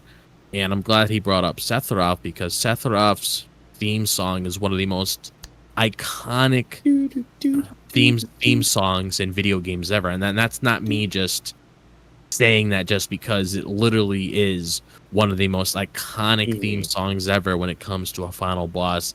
Just because as soon as you hear the first few seconds of this song, you automatically know straight off the bat who that is. Or when you're playing as Mario and you're running inside Bowser's castle and you hear dun dun dun dun, you know who's going to be popping up in the next 2 to 3 seconds before you got to jump over him and hit the axe. So it's like, you need to, like, they just need to structure things better. I don't really know what goes through their mind. Do you think that is both the wrestlers that need to figure out what type of song that goes for the character? Because with them not being established, like, probably that's what the struggle is, that they're using their variable since it's something is kind of generic. So before the wrestler finds out who they are or what song represents them, they're not like on a real level where she could have her favorite song or, you know, her favorite band be her song of her entrance. So that's why these other superstars that don't have a good song, it's weird for Sheamus because he has a song, he has an opening, so like that people love. So it's weird that he gets to have the short stick. So that is a disappointing aspect. But I want to bring it all back to the match itself with Sheamus and Bronson Reed. It was fun. It happened. It was entertaining. It got with our boy Sheamus the win. But what was really the icing on the cake was the ending part of the match, that our boy Sheamus got the short end of the stick this time instead of the song. It was actually him because he got betrayed, or he got kind of sucker punch. Well, we'll see. So here's the thing. First of all, like, I don't know if I necessarily would have put Sheamus over Bronson Reed here. I mean, even with like the post-match tsunami and all that, like, yeah, you're getting your heat back, but like Bronson Reed, and this kind of ties into like people like Ilja Dragunov too. They're gonna need to start winning, like legitimately, actually winning matches before like their credibility and their threat level starts going down. Like, sure, have your post-match beatdown. Cool, neat, awesome, fantastic. But you gotta start winning the actual matches so that way we can actually, like, push you to another height or push you towards the title picture or anything. You know, like, I don't know, like, this match kind of rubbed me the wrong way. Just a little bit of that. I'm just like, okay, Bronson, you're gonna have to start going somewhere I do with agree yourself. with Bronson Reed. It did felt a bit random, so that's one thing I do agree with what you're saying. Like, I have no type of counterpoint. I literally agree 100%. I agree too. I mean, when he was originally brought back, they brought him back as a reason because they wanted to utilize him a lot better than how he was treated before. Because before he was fired, they brought him back. He was under a new scope because of Triple H, but seeing him lose matches and stuff and seeing him always approach people trying to be like this big threat, people aren't going to really be taking seriously if he's constantly winning matches. So it's kind of best to put like people like that in certain scenarios where they actually have a chance of winning, because for the most part some of these guys just get used to advance certain storylines between characters. But I do want to put context as well. We also know that Bronson Reed just had a child this 2-3 months ago, so my guess is that he's probably was scheduling and booking that he's just doing what he needs to do right now until he has the open schedule to be back on the booking season when it comes back for the IC title, because he has fell off the IC title matches right now because of what's going on with Ilja Dragunov and Braun Breaker. So hopefully he goes back for the IC title within the next month or two, because right now it sucks that he's going back to mid-card and also kind of losing to Sheamus and not being booked as the big meaty of men like our boy Big E likes to always say. Well, it's just like, you know, because Sheamus has reached that point in his career where it's just like, you know, it's time to put over newer talent. You know, nothing wrong with these Sheamus. Like, yeah, still win a few matches here and there, but it's like, I don't know. Again, Bronson Reed just kind of, he's in that group where it's just like I said earlier, just you got to kind of start winning matches, not even just like title matches or like being in title pictures. It's just like you're gonna have to start winning some of these matches to really be a credible threat. But yeah, I mean, Pete Dunne comes after the match, and I mean, he thwarts a beatdown from Bronson Reed, but he immediately goes right after Sheamus. And I don't know, I'm here for Pete Dunne Sheamus rivalry. Like that could be really good. Like I think their styles will clash very well, and like we want to talk about like Ilja Dragunov like hitting people hard. Oh, these could like smack the crap out of each other. Like I don't know how you guys feeling about a Pete Dunne Sheamus rivalry. I'm completely okay with it because it actually was on my bingo card when it comes to future dream matches that I wanted to see. And I had a feeling down the line these two are going to go head to head of one another, and I'm completely okay with it. Like, at least it's something fresh that we haven't seen before, and I'm honestly really excited for it. Yeah, okay. What about you, Vash? How excited are you for a Sheamus Pete Dunne confrontation? Yeet. Not saying I have no comment because I don't. I literally have not much to say because I don't know much of Pete Dunne before the Running Brutes, and like we've spoken about before, I don't know him as from his NXT UK run either. I just know him from the fallout of the Running Brutes. So if this gives Pete Dunne or Butch, his old name, a go against his old type of mentor Sheamus and take him out because he feels betrayed, I'm all for it. You know, give us a good match, and like our boy Sheamus likes to say, banger after banger after banger. So hope for Sheamus, and because I know this people may not realize it, this is the last hoorah of Sheamus, because we already have seen him for 15 years. So who knows how long we have left for Sheamus' career. So I'm just glad to see that he's just helping people go over and him just having a good time. And hopefully he goes back for the IC title in the future. Mm-hmm. Yep. Well, it's funny you mentioned not having a lot to say about stuff, because I don't have a lot to say about the next two matches we're about to talk about. So we have this whole team up with like Sonya Deville, Shayna Baszler, and Zoe Stark. They're going to be running roughshod throughout the whole women's division and all that. And we started off tonight with Zelina Vega versus Sonya Deville. Now, how did this get set up? Actually, quite funny, because earlier in the day we had this interview segment with Zelina Vega in the back, and she just like she ran down Sonya and the other two like very, very harshly too, like saying how she couldn't. Oh, what was it? It was like, let me try to say this through your big forehead, Sonya, and then saying the other two had mustaches. I'm like, Zelina, chill, girl. Like, I get it. You got some of that Latino heat.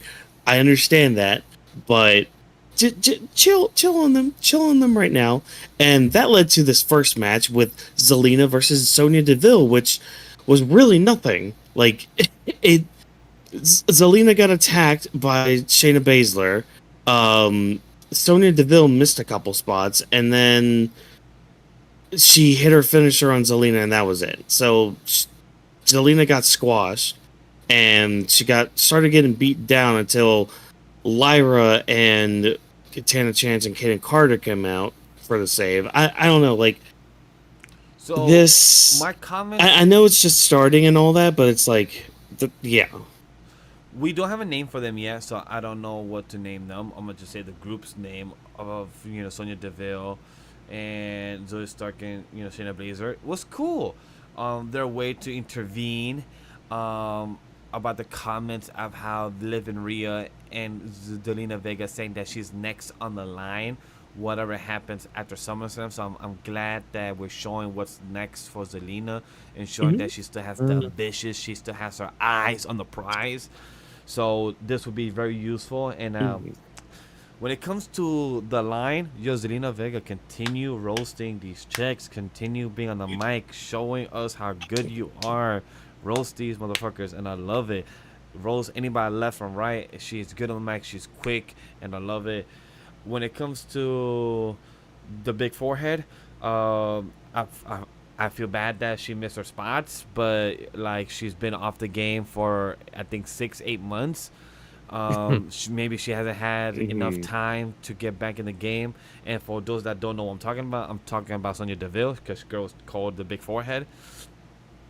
And Sonya Deville, it was nice that you got the win. Let's just hope that this rocky, rough start of your group gets to some direction. Hopefully where you, Sonya Deville, with this vision of the new group, because we need more women division. We have Damage Control. We have the little team of Katana Chance and Kaden Carter with Lyra. Seems like I'm the only one that likes this little group right here. It's so cute and adorable.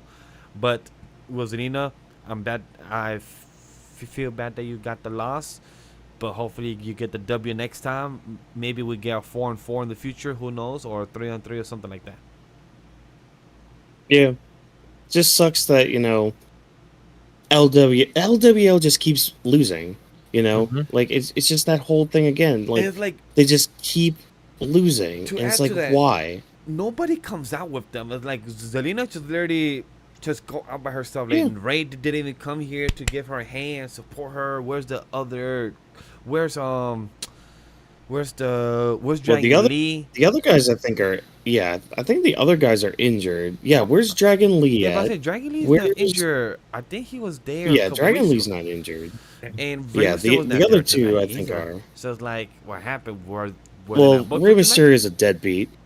Rey Mysterio is a deadbeat, anyways. So yeah, he's just proven that week in, week out that he's just a deadbeat. Yes. He likes to just put his name on something and be like, look at me. He's that guy in your group project that doesn't do any of the work, and then puts his name on it at the end and be like, I helped. It's like, no, you didn't. You didn't do anything. Come on, dude. You're supposed to be the leader of the LWO, but oh, man. And Vash, I'm glad you mentioned the whole thing about Lyra teaming up with Caden Carter and Katana Chance. I am not a fan of this. Like, Oh, so she came out there with them for their match against Zoe Stark and Shayna Baszler, which was a little bit more of a match than Zelina's match with Sonya, but man, it just there was no heat behind it, none at all. And like Lyra comes out there jumping, skipping, and having fun. It's like, cool, you're having fun. Why?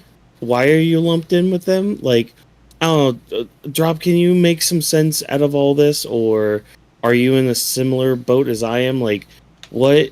Why? Just why with these three? I personally think she's put in here mainly because she doesn't really have anything else to do until Becky gets back.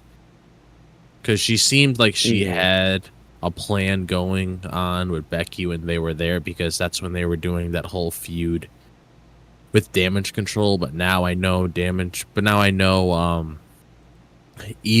and Kairi Sane are staying in Japan because WWE is doing their tour in Japan soon. So that's why they got written off. Right. Yeah, that's why they got written off last week. So I completely forgot about that. yeah, I did too until I got reminded earlier today. But I feel like this is just to give her something to do, because outside of that, there really isn't anything going on for Lyra at the moment. I mean, she'll have her moments down the line, of course, but I feel like this is probably just giving her something to do at the very least. Because I really don't know what to make out of this either. Like, there's those certain parts of the show where you just really like sit down and think like, okay, this is there. Like, I love Caden Carter and Katana Chance mainly because they had a lot of potential in NXT, and unfortunately it's not being utilized in the main roster. But with like Lyra, I also love her a lot as well, but I can be honest and say I'm not really feeling what's going on with the story with this.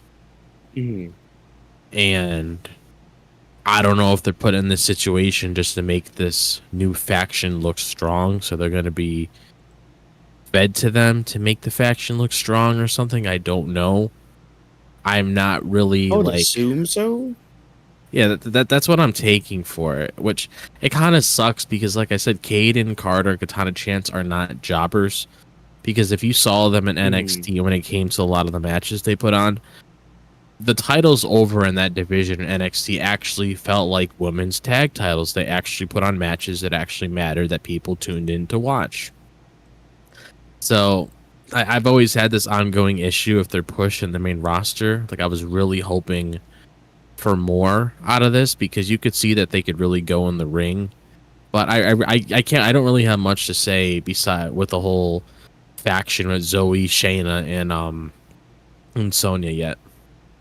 Like, there really isn't anything that's like pulling me in to make me feel like okay, this is the best thing ever. Like, there isn't anything that really sticks out. Like, I'm not gonna just stick out and be like, okay, they're cool because they're a dominant force. Like, no, there needs to be more than that. You're not gonna draw me in just because of that.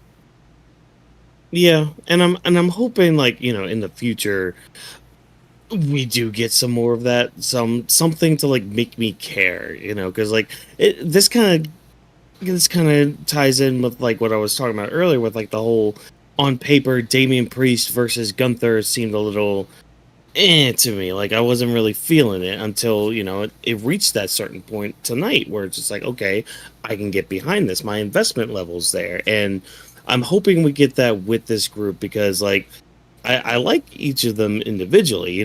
Zoe's, she has her moments, but it still can be pretty entertaining. I am a big Shayna Baszler fan, so anything with her and having her stand out, yes please. And Sonya Deville, I mean, I've always thought she was decent and all that, and thought she could, maybe do with like a little bit more of a push. So like individually, I'm fine with them. And as a group, I want to get behind them. Just like give Yeah. me that investment, give me that reason to get behind them. Which again, this just started. We could easily get down that road here soon. But I don't know that Vash. What do you think about all this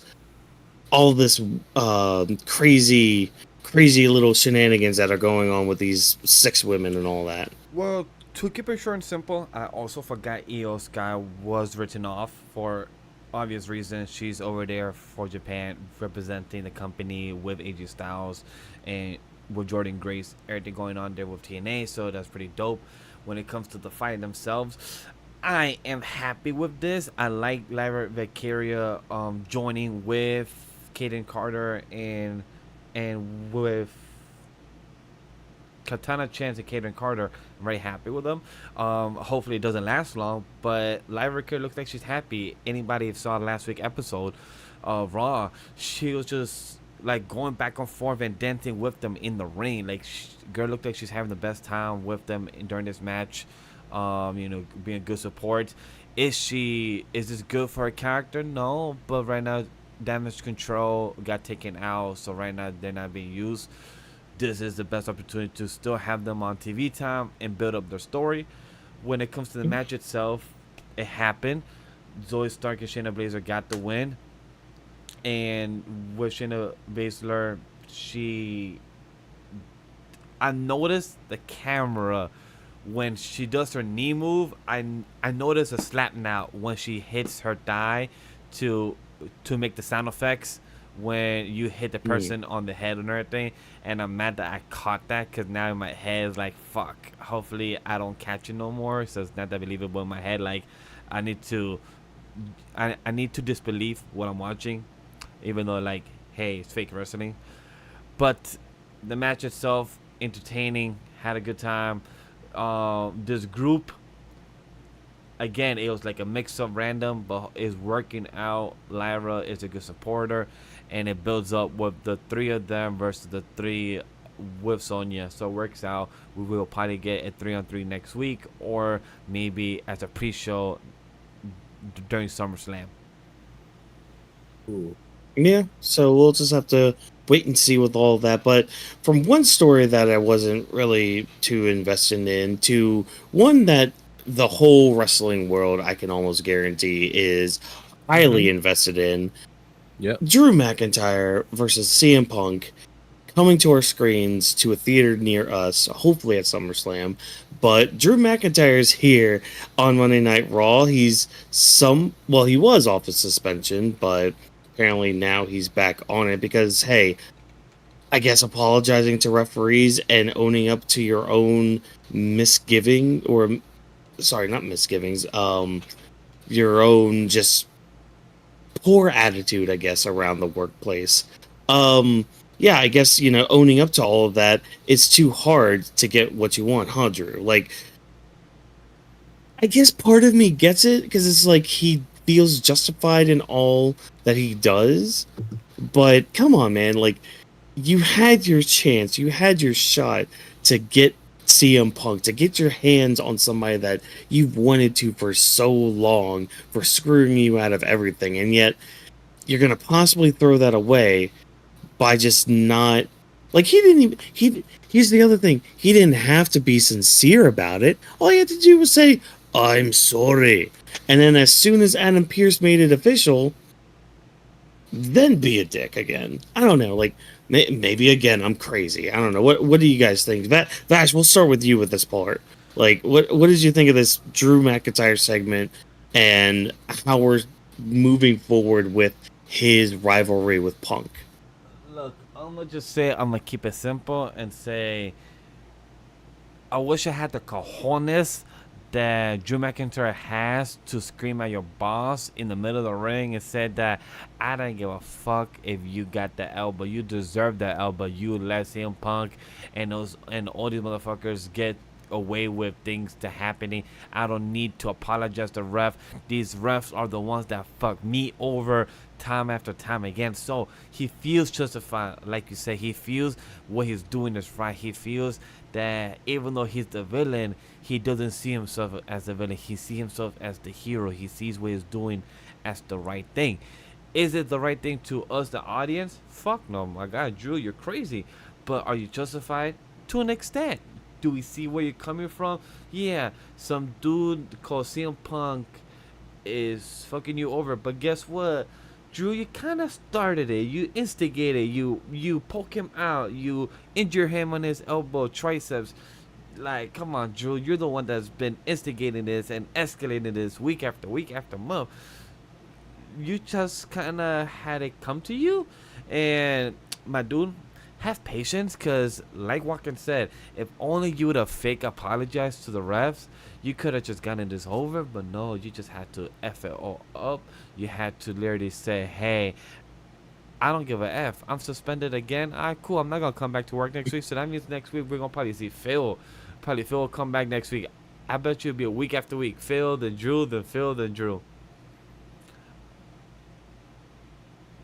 Yeah. Which, we don't have many weeks. Like, we only have apparently 2 weeks from Saturday until SummerSlam, which is crazy to think about. Oh, man. But what about you, Drop? How'd you feel about our moving forwards with this? Because, like, even though Drew, he tried to be intimidating, he was thwarted by a certain architect of a certain type.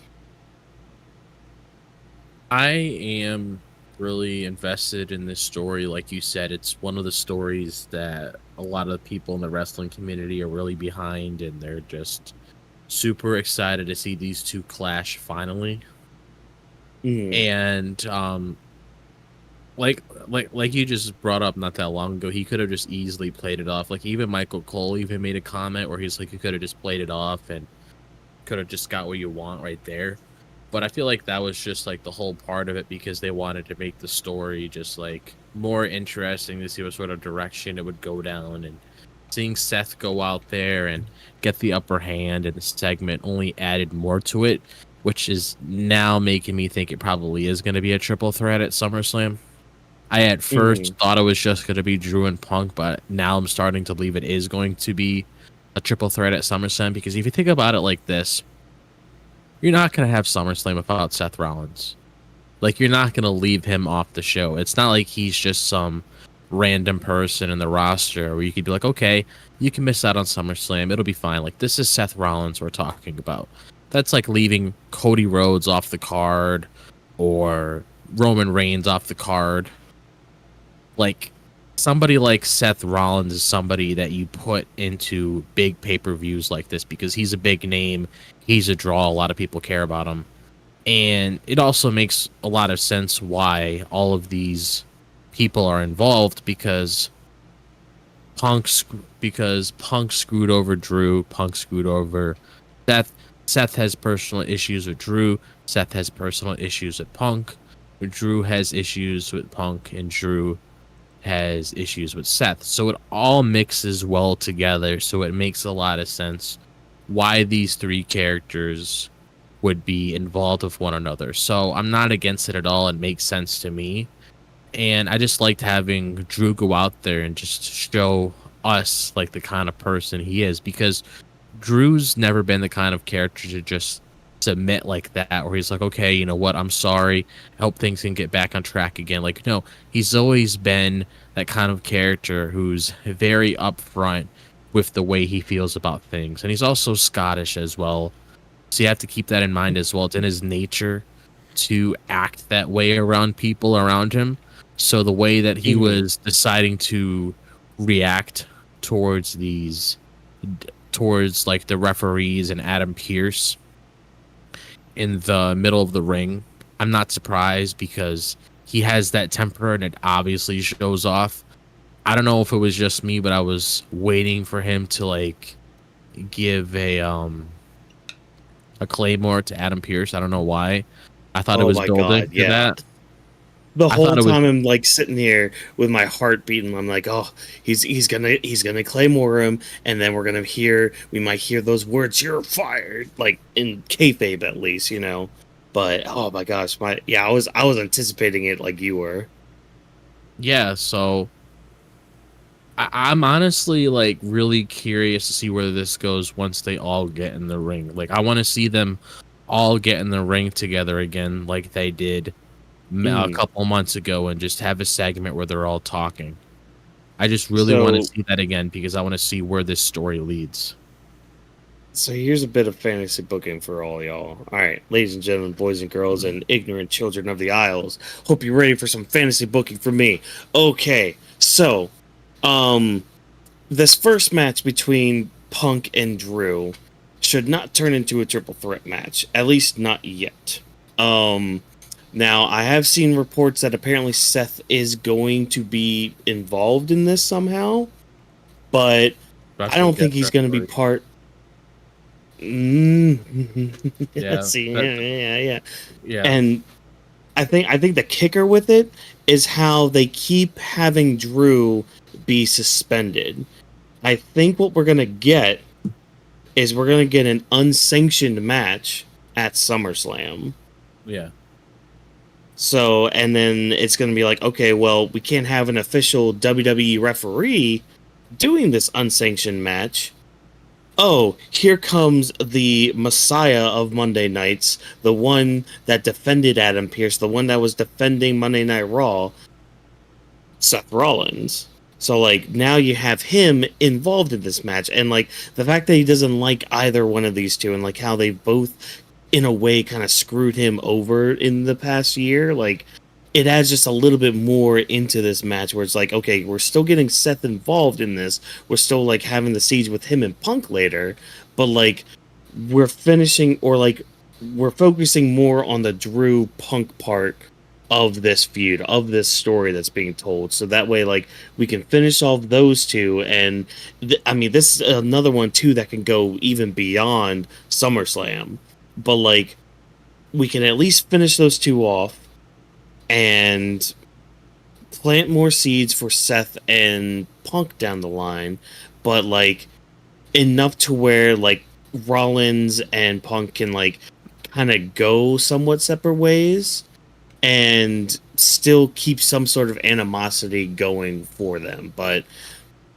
and I also think too, like they're focusing so much on, like, at least lately they've been focusing on keeping Punk and Drew separated, and especially with like suspending Drew and continuing the suspension even beyond tonight. It's like, okay, you know, with Punk coming back next week on Raw, he could still challenge Drew and he can lay down like the unsanctioned part of it, you know. So that's just an idea to throw out there, you know, whether you guys like it or not. You know, Honey Badger don't care. But yeah, any thoughts about it? No, I can definitely see that happening because it makes a lot of sense, because that was one of the other ideas I was thinking of as well, because you obviously have to get him involved in some way, shape, or form. So if it's not a triple threat match, which personally it shouldn't be, because if it was me like booking the match, I would just do Drew and CM Punk and just leave it at that. But at the same time, I'd also want to get Seth involved in some way, because Seth does have some unfinished business between both of them, so having a triple threat match would be pretty interesting. So, sort of direction it would go down, because you never would really know who Seth would favor in that match, considering that he has heat with both of them. So you don't know if he's going to give a 1-2-3 to Punk or a 1-2-3 to Drew. So that's what's going to make things very interesting. And it could be like a hesitant 3 when he's counting for Punk. Like what? Like him not wanting to count the 3 too. Like so many storyline potentials. I can easily see him doing the thing that Punk did to Drew, where he's like in the corner and he does the 2 thing. With Seth Rollins' shit-eating grin. Oh, I'd love that. Vash, did you give your thoughts on the Drew segment? I don't remember. I said about the Adam Pearce and everything, that was pretty cool. Drew, Okay. Drew being suspended. The only thing I did not get my comment towards about is about Seth being involved. Seth coming down. Oh yeah. It was funny that he came down. I wish he did the Jeff Hardy thing that he has to do his song first and then run down and help. Because you know how Jeff will always come late to help out his brother Matt. He'll first do his he'll first do his thing, and then go help out. I wish Seth did that. Like I wish Seth went oh oh oh like just did it for a couple left and right, and then gun help to Adam Pierce, because that would have just made the moment more funny and everything. But just to see Seth come out, run, throw his jacket down, he was ready to throw the hands. And I love how he was defending Adam Pierce. It reminded me a bit when Seth Rollins was with the Authority back in the day. I believe that was like with Triple H, the Big Show. No, not the Big Show. I believe it was Kane and everything. I forgot what wasn't that called the Authority when it was with Triple H and when Seth Rollins had to be the face of the company. Yeah. I mean, kind of a different situation with that, because like they kind of did. It was like this whole like kind of chosen one kind of thing. Like, oh, we choose Seth Rollins to be the face of the company, like things like that. Whereas here it's more like it kind of reminds me of. It's something I believe Seth said, and I want to say Drew said it to Punk as well, but I mean they kind of stole it from Hangman Adam Page. The idea of them like protecting WWE from Punk and because of Punk. So it's like Seth is coming out here to defend Pierce, but it's mainly because of what Punk's been doing to Drew. Like because that's the thing. It's like Drew's like he's a wild animal. And he Punk's just been poking the bear just this whole time, just like poking him with this hot, sharp object, like constantly poking this bear. And it got to a point where, yeah, he got physical with the wrong people. He got unprofessional, and it was not that good. It was not that good, at least for Drew. So, yeah, he's still suspended. Punk's coming back next week. We'll get more clarity on where we're going with that match. But speaking of clarity, one man had clarity tonight. That's right, Chad Gable had some huge clarity tonight by discovering who Uncle Howdy is. And I love how he like keeps going around to people tonight and just like, I found out who Uncle Howdy is, who's been attacking me. It's Bo Dallas. And everyone's just like, yeah, we know. We know it was Bo. Oh man, but like is the whole night he's just like, no. I was just gonna add to context. Like the most funniest one is when Chad Gable went to Alpha Academy. He's like, yo, so guys, I solved the puzzle. I solved the biggest puzzle. I know that who's Uncle Howdy, Bo Dallas. And Otis was like, yeah, we know, but we were not talking about you. And like, while Alpha Academy was, also recruiting their own new member, or in a way having a substitute or kind of team up, New Day and Alpha Academy, kind of like a collaboration. So it's kind of nice that our boy Xavier Woods is not by himself no more. So that was pretty nice. And Chad Gable, he just keeps acting too cocky, and that's gonna come back and bite him. And I love that. Yeah. But yeah, so like he keeps going around saying, "Oh, I know who it is. I know who did it. I'm gonna call him out."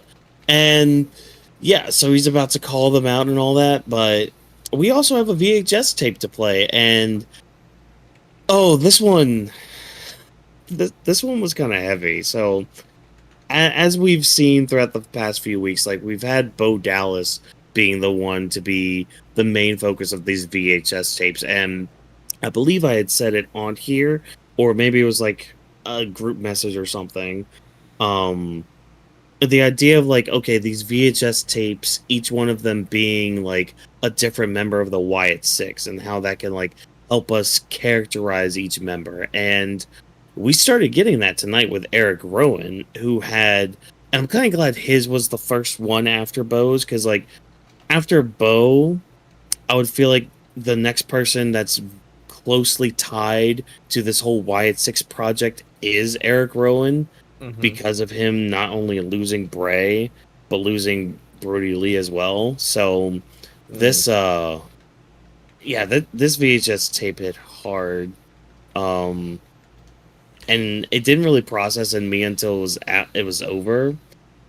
But I don't know, guys. This one, it was kind of tough to get through. I'm not gonna lie. I would Like say this. in a good way, of course. My thoughts are short. But drop. What do you think of the VHS tape part?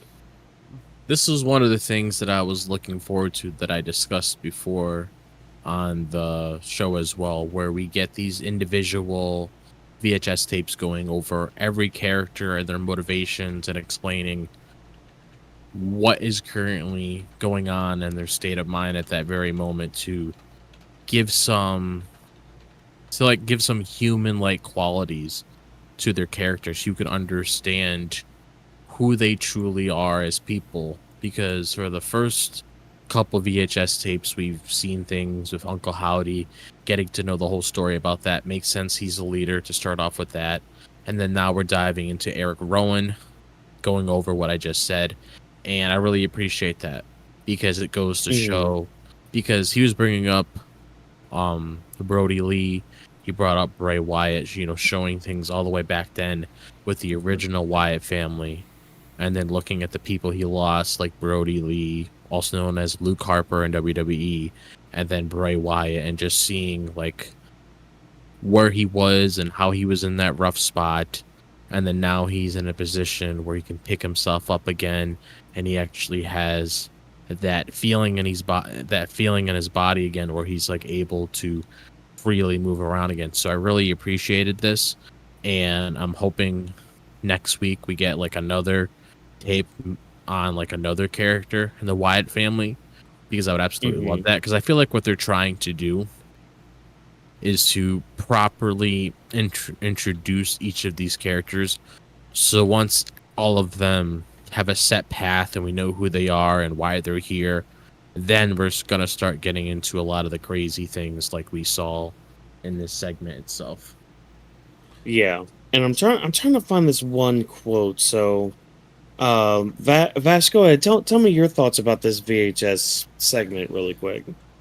Sadly, I'm gonna have a lot less thoughts than I could have, because I was not here during the White family rise back in the early mid 2010s, like in the 2015s and 2018, around there, when the White family was rising. I was not there.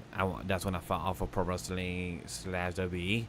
However, when it comes to this, I understood the heaviness, because I've lost 2 of my friends over the past 2 years, so I could have an understanding of how it is to feel a certain of loss. Even Eric Rowan, when he said, "Who would miss us? Who would miss me?" That was a line. That's it. That was a line that hurt. That was the line I was looking for. Come on, Walker. Is I got like you. who would miss me and all that. So I got you. My good memory always got us in the aspect, because that line hit for anybody that that has dark thoughts, lost somebody, don't know what to do with their lives, or have depression in any aspect, could relate to understand that, like, if I'm gone, who would miss me? And to understand that when you lost Bray Wyatt or Luke Harper, these pains will never go away, and this is a way for these characters on screen that we're watching, looking at, is their way to heal on screen as well. So it's a beautiful type of symbolism, in a way that it's sadistic, sad, that we can see them and show their emotions of why they're feeling this type of way, because they're showing us their emotions of real ones that we lost Bray Wyatt. Jack Gable think he solved the most craziest mystery in the world about him finding out that Uncle Howdy is Bordalis. And Eric Warren, hoping we get next week probably Nikki Cross, or we get who's the Joe other two? Gacy. Joe Gacy will be a nice one. I feel like he Mhm. will be very relatable because of NXT I and his other iteration of his I own group. So I feel like that would be a good resemblance for the next VHA tape. I Mhm. think the one I would be interested in the most is Dexter Loomis, because we never really seen him talk for so long and have a conversation with somebody. So Or I see his would be current very, look. huh? Or see his current look. His Like, current look. we don't know how he Well, looks yeah, now. A lot of people saw a quick random image a couple months ago. He has a oh whole yeah, like that beard too. and everything. Like that's also a whole different Yeah, look. yeah, that too. Um, Yeah, I kind of hope Dexter Loomis is. I hope he's just silent the whole time, like just staring at the camera, just like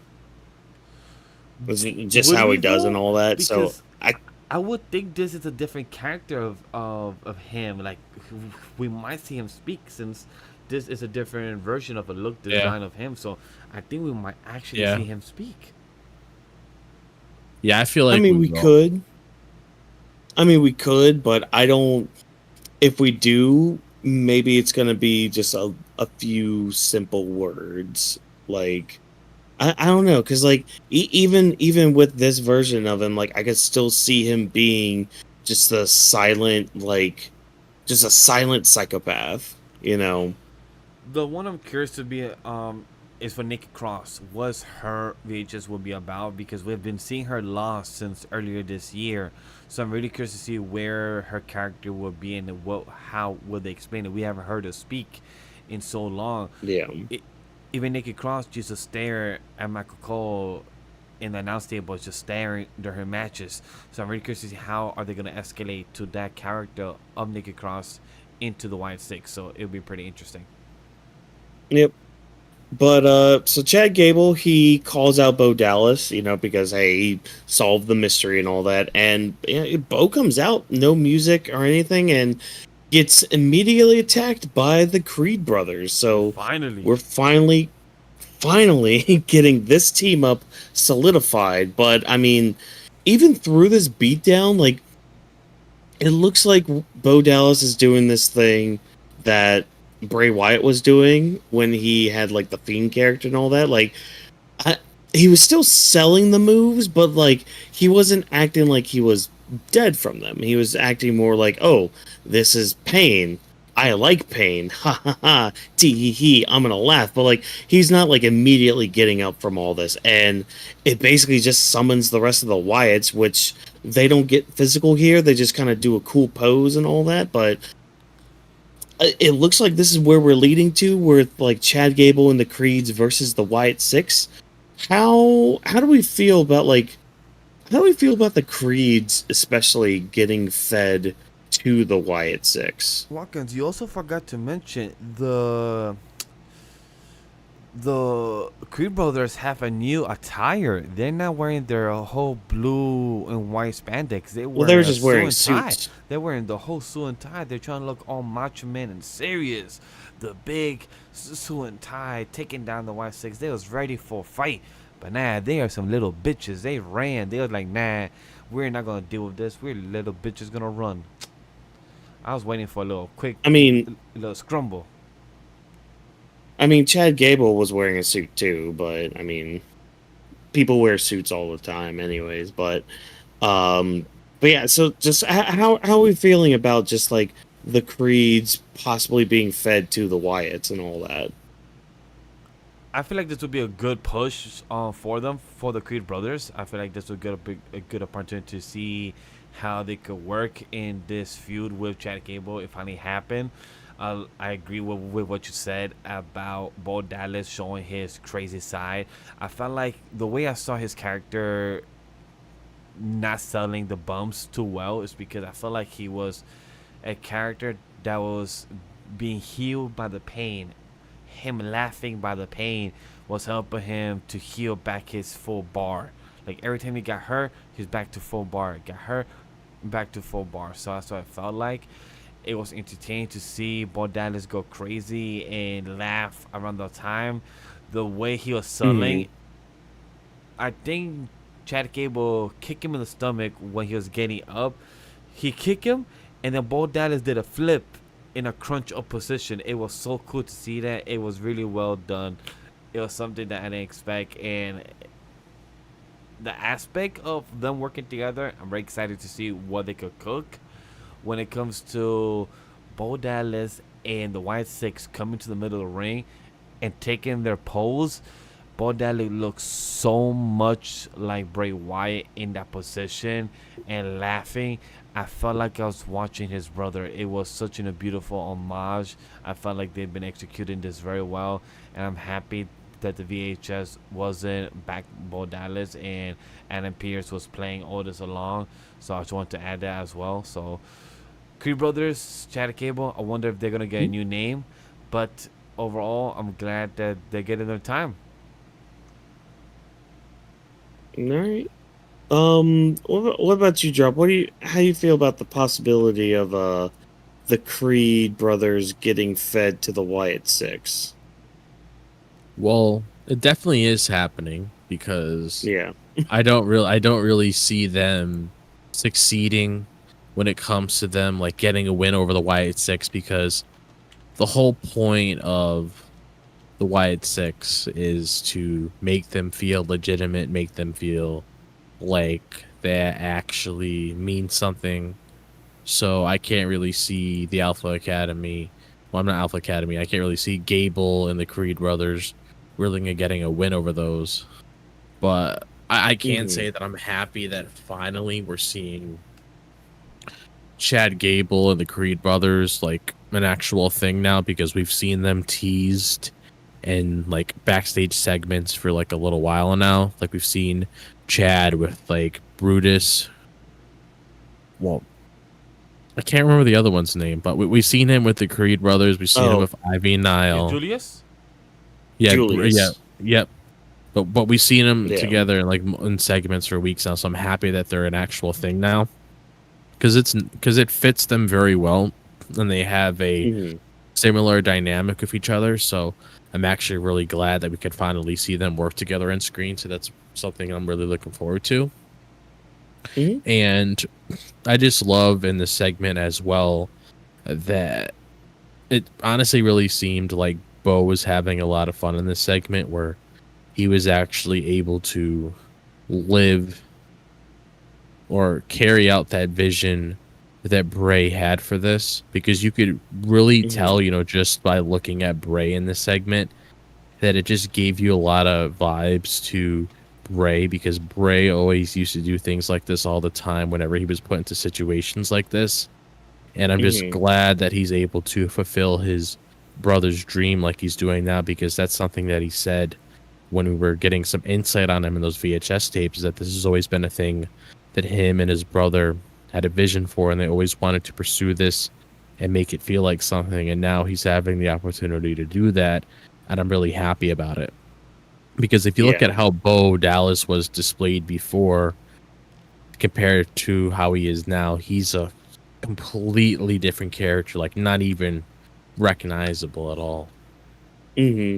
And I mean, just overall with like just the presentation of the Wyatt Six that we've been getting it for like the past month and all that, but like even just tonight, like just with their entrance, how close the group was, like they weren't like spread apart a lot. They were like a very close pod as they were walking down the ramp and then like getting into the ring and all that, and then of course the final pose. Like the presentation is there, and then like once we get to the actual in-ring competition, hopefully we see even more of that, because like everybody involved are pretty good in the ring, so we'll just have to wait and see with all that. But like I was happy with this segment. I was quite pleased with it myself, and yeah, I mean, I'm just looking forward to the future. But I mean, overall, I mean, this was Raw tonight. I mean, again, a very packed show, and we had a lot to say about a lot of stuff. But like overall, I thought this Raw was very well paced. I mean, Vash said it earlier. It's like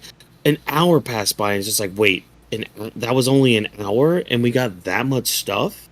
What? Are you serious? Okay, cool, fine, all right, whatever, and all that. And like even just the rest of the night, just like it flew by so quick. Like, it got to a point where I'm like, oh wait, it's 10:42 and the main event's just starting. What? Yeah. Okay, Yeah. all right, fine, cool, whatever. But yeah, let me know, Vash, what do you think of Raw overall tonight? I will say this, like Whawkins brought up earlier in our Discord server. I text on the thread on the Monday Night Raw. I'm like, yo, we're only an hour in from 8 to 9. We're about to start the Damian Priest segment with Gunther, and then lead up to Strowman. An hour first with the Rhea and Dom with a Sheamus and Bronson Reed and Pete Dunne all happening 1 hour, good pacing and everything. The thing that is the weakest is the third hour, but not as weak as it used to be back in the earlier of the year or right before WrestleMania. The third hour has been much better booking, but now it's starting to feel like they're balancing things, and I feel like the commercials breaks are kind of hurting the show itself at times, because I feel like the commercials comes in at random spots throughout the whole fucking night.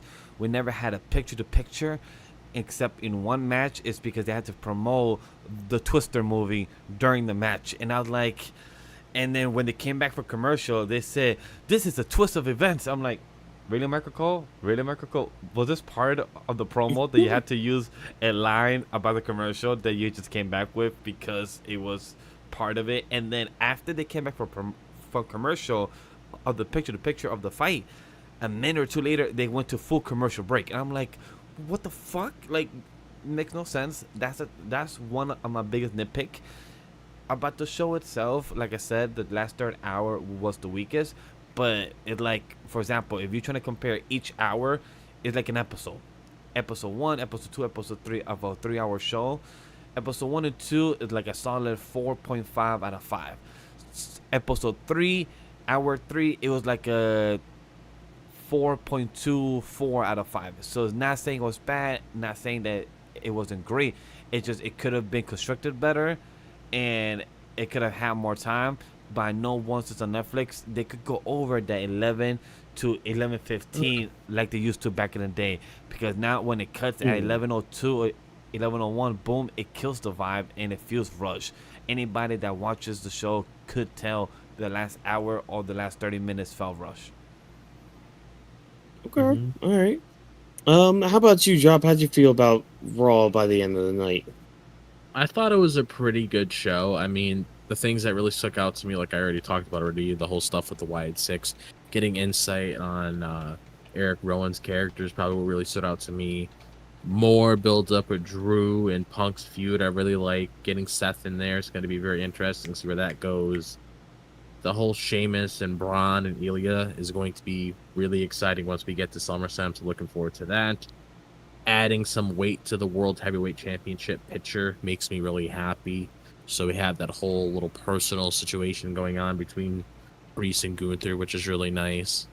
And other than what we talked about to open up the show, I mean, we all had the same thought process when it came to the whole Liv and Rhea storyline. It's very good. Happy that the women are getting an engaging storyline, but like, other than that, that's mainly my thoughts. Like, that's what really pulled me in, because I always have certain things I tune in to watch. Everything else is like extra to me, but those are the things that really stood out to me that I liked. Well, coolio. Well, everybody, we're gonna call it a night there. So hopefully you guys enjoyed yourselves here in the live chat. And if you're watching the VOD here, let us know down in the comments what you thought of Raw, the things that you're looking forward to mostly at SummerSlam. Vash, before we head out, I need you to let these people know what they can do, where they can find us on any of our social media platforms.